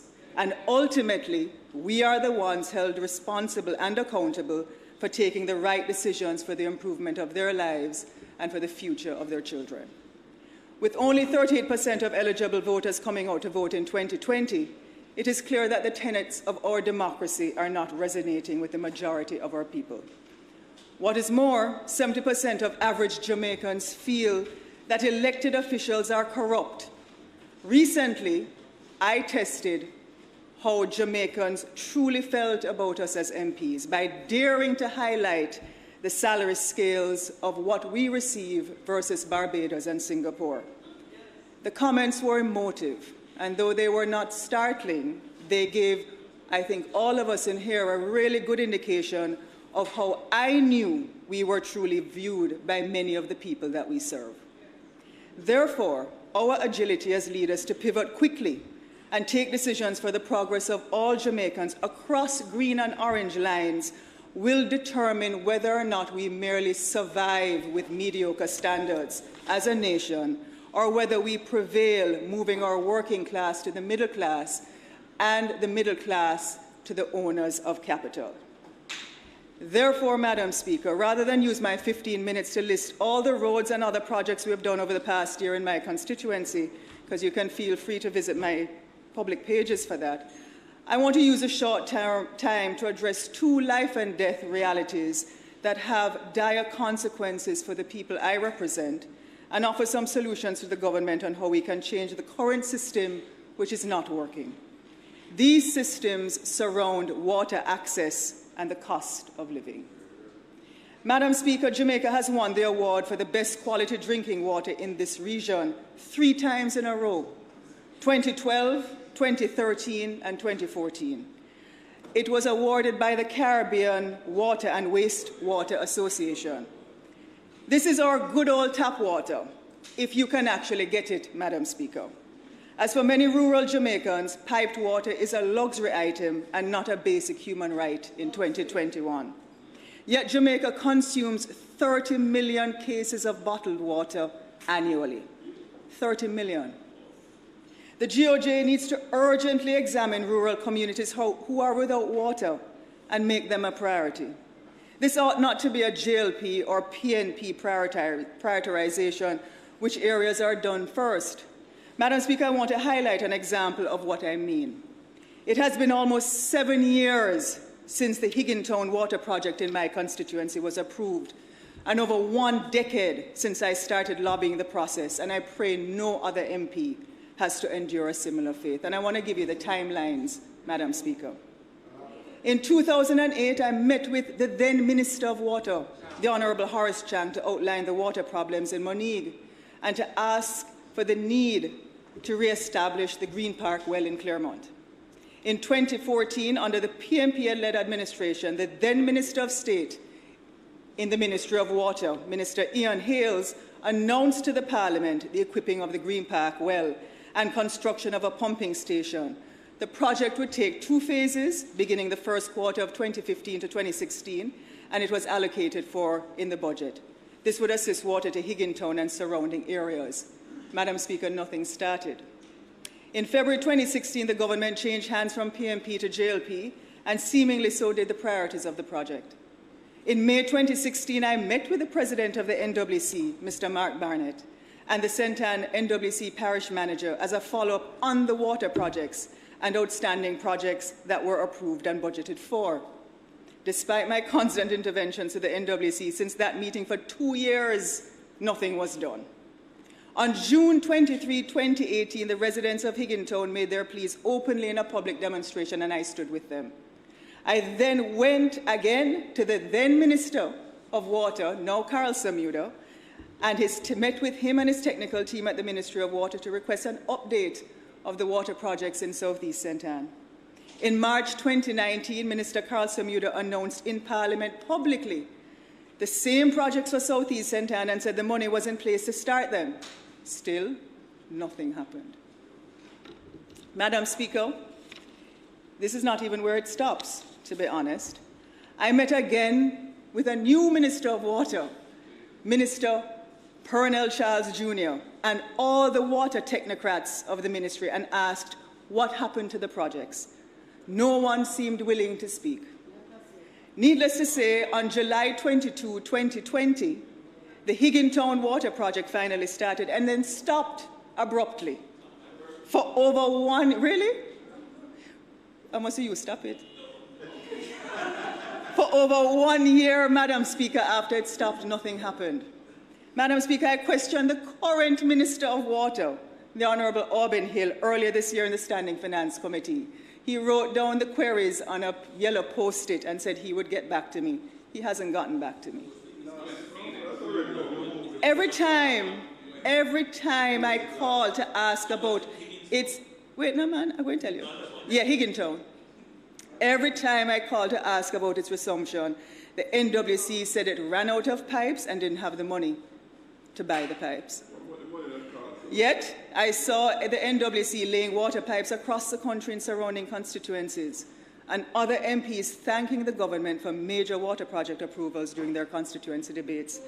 Of course, I am happy for them, because water is life, and this is not a PMP or JLP thing. But my God, what happened to the projects from my constituency, Madam Speaker, over these many years? Madam Speaker, the project I'm speaking about only requires 900 lengths of pipe. It was last month that the NWC finally said they got the money for the pipes and started back the project in October 2021.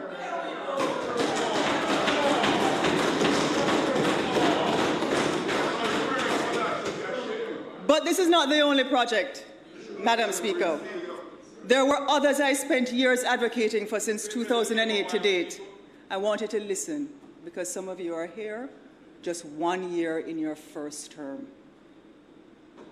It was during the estimates of expenditure of the committee, Standing Finance Committee of 2019-2020, the Minister of Water at the time, Carl Samuda, publicly assured me that after many years of hounding and making representation to successive ministers of water, Chang and Pickersgill, and that the NWC had finally received the necessary capital expenditure for upgraded water systems in Southeast St. Anne. And he announced this right here in 2019-2020. Moneague and Walker's Wood, $125 million. Claremont and Higgintown, $510 million. Thatch Hill, $80 million. Mackney, $35 million. New Ground, $10 million. New Hope, $25 million. A total capital expenditure for water for my constituency for $785 million. That year, none of the projects were started, and I want to know where the money for these water projects for Southeast St. Anne has gone, Madam Speaker.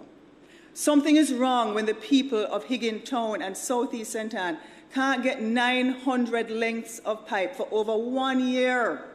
Yet my neighbor, God bless her to the west, was granted $1 billion worth of water projects within the same year. 6 ministers of water later, no one can tell me when these projects are going to start or finish. It cannot be, Madam Speaker, that $785 million was approved for CESA in 2019-2020, and to date, no one can tell me why the projects were not started. It begs the question which communities are given priority for capital expenditure for water. The Parliament needs to know the mechanism of how the National Water Commission gives priority for capital expenditure. Very few in here would disagree with me that the National Water Commission is ineffective in delivering its promises. The NWC collected $33.37 billion in revenue last year, Madam Speaker. And although it is a capital-intensive company, its wage bill for staff represents 52.4% of its annual income. So of that $33.37 billion that it collects, it pays $17.5 billion to pay salaries to its staff. With this business model, it will never have enough to implement the necessary programs.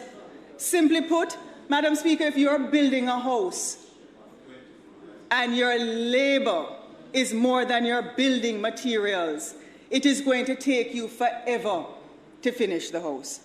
Recently, the National Water Commission applied for a 29.2% rate increase for residential customers, 31.5% for commercial customers, 33.1% for condominiums, and a 32.6% increase for schools. They want more money, they claim, to deliver water more efficiently to Jamaicans.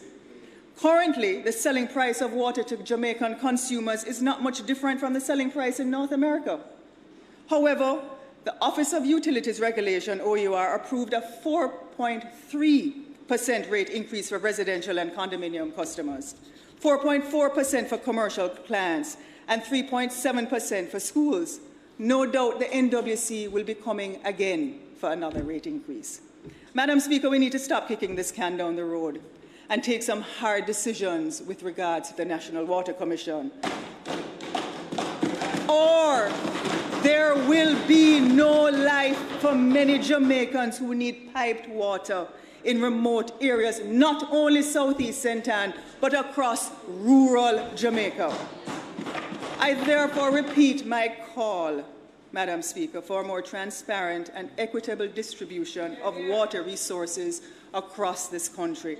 And I want to ask the Prime Minister just to investigate where is the $785 million that was approved for the distribution of water to the residents in CESA. Thank you, Mr. Prime Minister.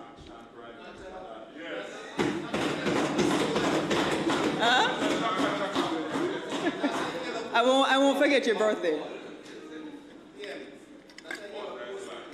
Water is life. Mine came from the top. Madam Speaker, over the past 32 years, Jamaica's poverty rates have moved from a high of 44.6% to a low in 1992 to a low of 7% in 2007.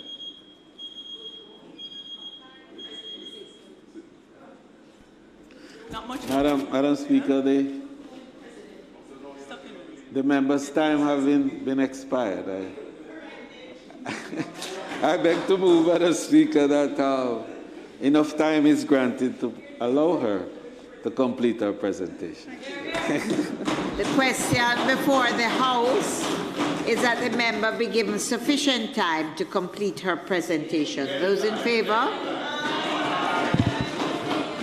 Thank you, Madam Speaker. Thank you, colleagues, for the granting of time. I know the time is long.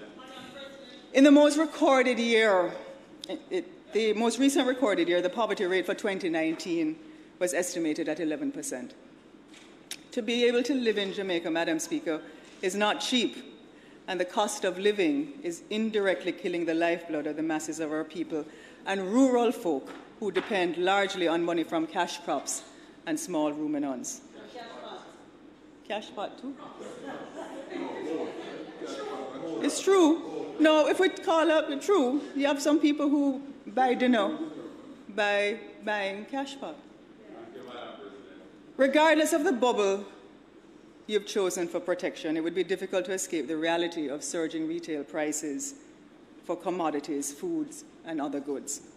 These increases will not get better anytime soon, as massive global disruptions in supply chains have caused severe delays on deliveries of goods in the global marketplace.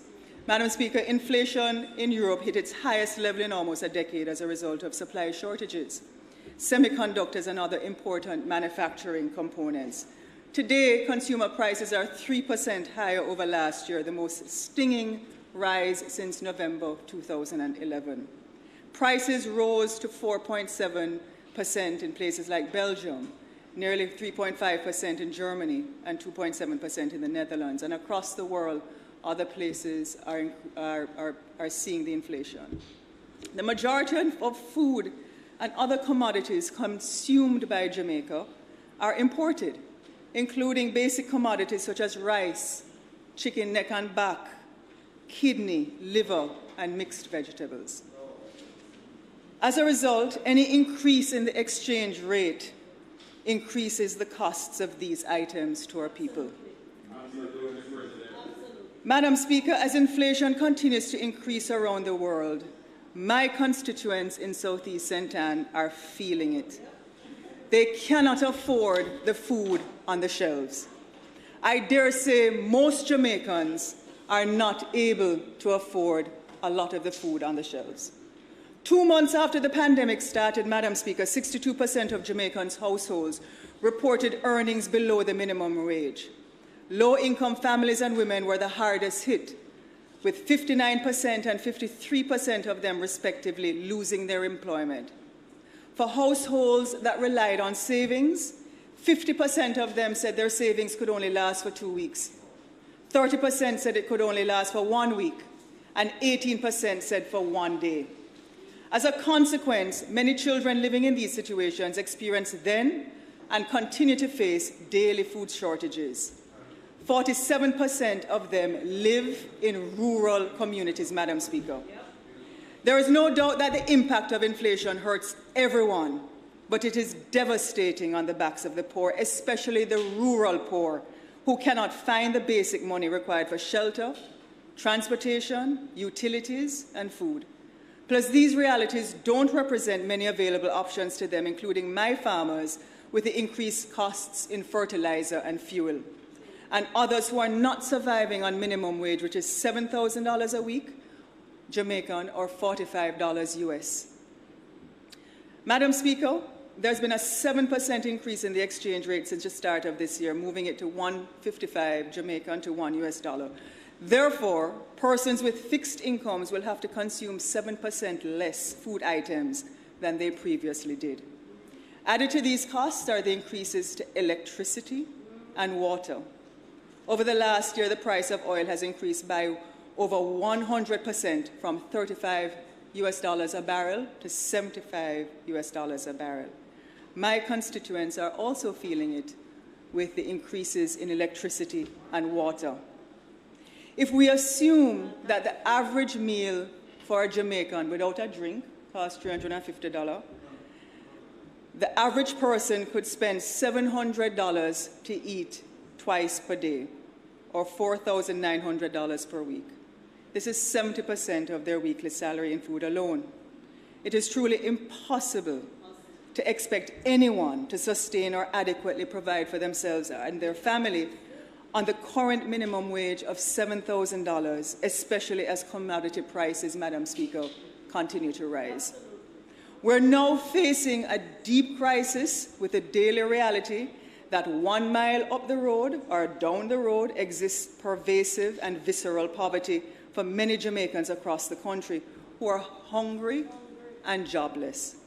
If we are to follow the national data, then it means 1 in 5 young people in my constituency remained unemployed pre-pandemic, and it is worse now. 2 out of 5 children haven't really been able to attend school over the past year and a half. 3 out of 5 are categorized as working class, and 1 out of 5 continues to live below the poverty line, Madam Speaker. Apart from seeing the increased numbers coming to my office for assistance for food, I'm seeing increased numbers coming for help to bury their loved ones. The Constituency Development Fund has mandated a 5% allotment, $1 million of the $20 million allocation towards welfare assistance to persons. So far, I have spent $881,653 in Southeast St. Anne assisting persons with only funeral expenses. And additionally, I've spent my fair share of time and personal resources assisting many of my constituents with these expenses in an unregulated environment. Madam Speaker, did you know currently that there's no regulation and legislation in place for the establishment, licensing, training, and certification of operators and the operations of funeral homes in Jamaica? There are approximately 20 certified embalmers in Jamaica compared to nearly 250 funeral homes now operating in the country, operating under the old Burial and Cremation Act of 1963. When I spoke to the minister, he said that there are 60 registered funeral homes. And I've been asking myself, Madam Speaker, whether we're spending too much on the dead rather than the living. Wouldn't this allocation of taxpayers' dollars from the CDF be better used for training, job creation, and other human development projects? Madam Speaker, the access to water and the ability to afford the cost of living are just 2 of the life and death realities facing many of the people in my constituents. I'm positive that this is not endemic to only my constituency, but to other constituencies. As leaders, we must move quickly with decisive action now to prevent any further damage to our society from this inflation crisis. If we are late or fail to act, we'll threaten the future growth and stability of our country and keep too many of our people in visceral poverty for generations. Therefore, our solutions, Madam Speaker, as a parliament, moving forward must be holistic, based on growing our economy with effective social protection system that promotes inclusive opportunities for our most vulnerable. We must first recognize, Madam Speaker, that our humanity to each other, that helping to lift someone else out of poverty or giving them access to water is not only good for the individual, but good for the society overall, whether in Southeast St. Anne, which is a PMP constituency, or Northeast St. Anne, which is a JLP constituency. The care package system, Madam Speaker, of MPs delivering food while necessary at this time is unsustainable. What I need, what we all need, is for Jamaicans to be able to independently afford to live. Madam Speaker, we really must be courageous.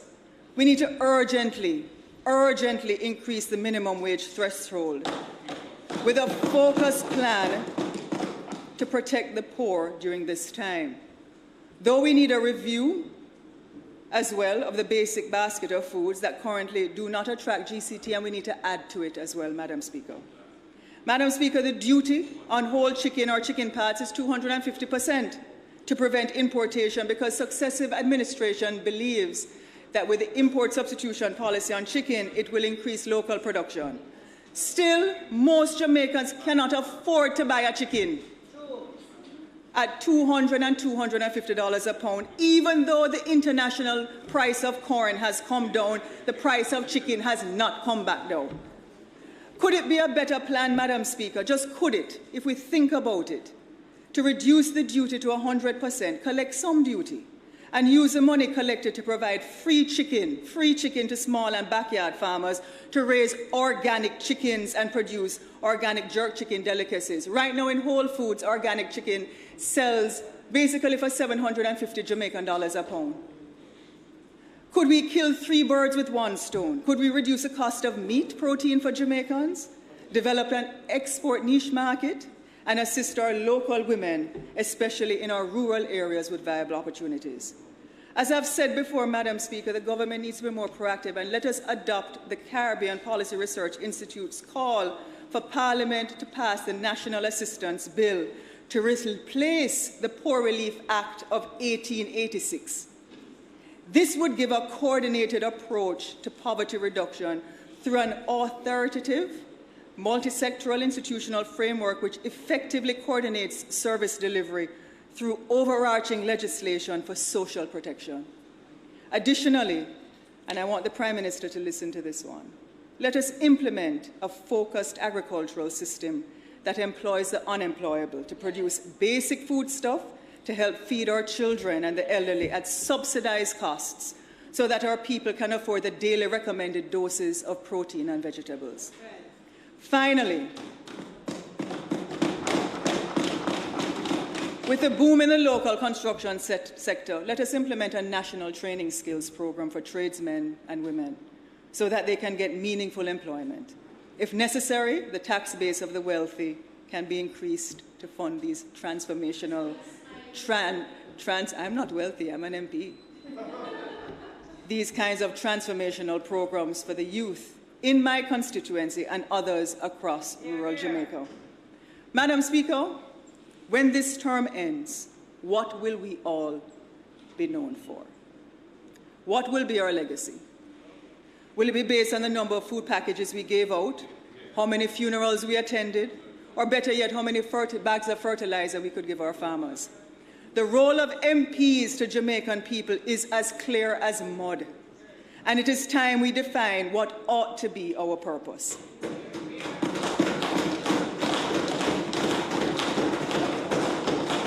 Madam Speaker, we are no longer respected by the people, and this is obvious by the way we are spoken to or spoken about.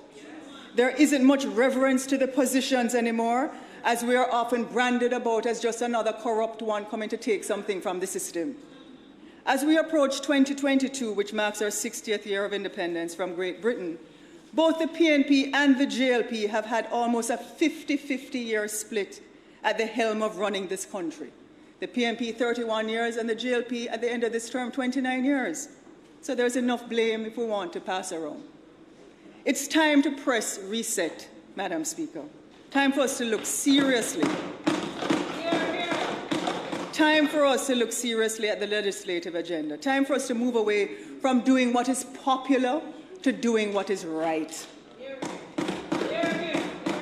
Our legislative agenda has been at a bit of a crawl, and while many countries have modernized so much of how they do things since the pandemic, the most we can really do and have been able to do is extend our care stimulus package and pass some legislation, while important, really has not redounded to the best interests of the bread and butter issues and everyday living conditions of the people of my constituency and others. Again, what will we be known for? It's time to look seriously at women's health rights. It's time to move on to the republic status we've promised our people for so long. It's time to provide water to our people and move away from the pale pan culture in rural constituencies. It's time to critically assess how we've been educating our children to compete in a global world amid the pandemic. It's time to reform our prison system and look at punishments ascribed to certain crimes and institute more laws to protect our people. It's time we reform our Sexual Offences Act to grant public access to the sexual offenders list. It's time to pass the National Assistance Bill to replace the old Poor Relief Act of 1886. It's time we be proactive and give personal tax credits, incentives and subsidies to Jamaicans to protect our environment with less CO2 emissions. It's time to replace the old Burial and Cremation Act of 1963 with modern funeral home regulations to ensure that consumers at all levels are protected while getting value for money, Madam Speaker. It's time to raise the minimum wage to a livable wage for all Jamaicans to be able to eat and take care of themselves and their families. It's time to break the monopolies that create high electricity bills. It's time we debate the motion I tabled here in February for the methods of achieving a fundamental mindset shift to structurally transform Jamaica's economy into an internationally competitive, value-added export country and products and services that we have a global competitive advantage in. Yes, Madam Speaker, it is time to be courageous in our legislative decisions and step away from the Santa Claus status we have taken on. Prime Minister, we are the same generation. It's time for you to be courageous. Madam Speaker, I believe my time has ended, but I put the question to all of us again, and to you. At the end of this term, what will we all be known for? What will be our legacy in this Parliament? Winning elections is generally forgotten. It's time to give Jamaicans hope in the life they can live in their country of their own birth. It's time for us to leave our footprint rather than doing the temporary assignments that will, in the end, the tides will wash away. Thank you, Madam Speaker.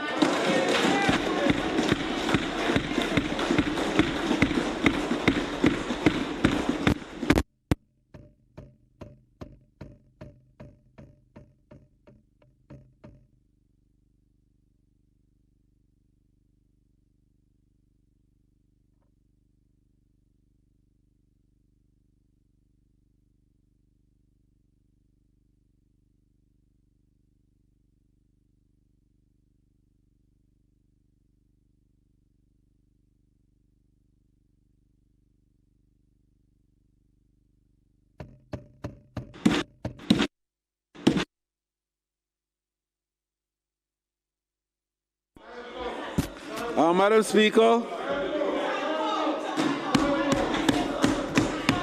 Time come. Right, the time comes. It's not intended to do. It's not intended to do any further business for the day. Time come. So, Madam Speaker, I beg to move that this Honourable House be adjourned and that the constituency debate will continue tomorrow at 2 p.m. when the speakers will be the Member of Parliament for Central Westmoreland and the Member of Parliament for Central Clarendon. May it please you, Madam Speaker. The question before the House is that the State of Constituency debate be suspended until tomorrow, when the debate will continue, and that the House do adjourn until tomorrow evening at 2 p.m. Those in favour? Those against? The ayes have it. This House is now adjourned.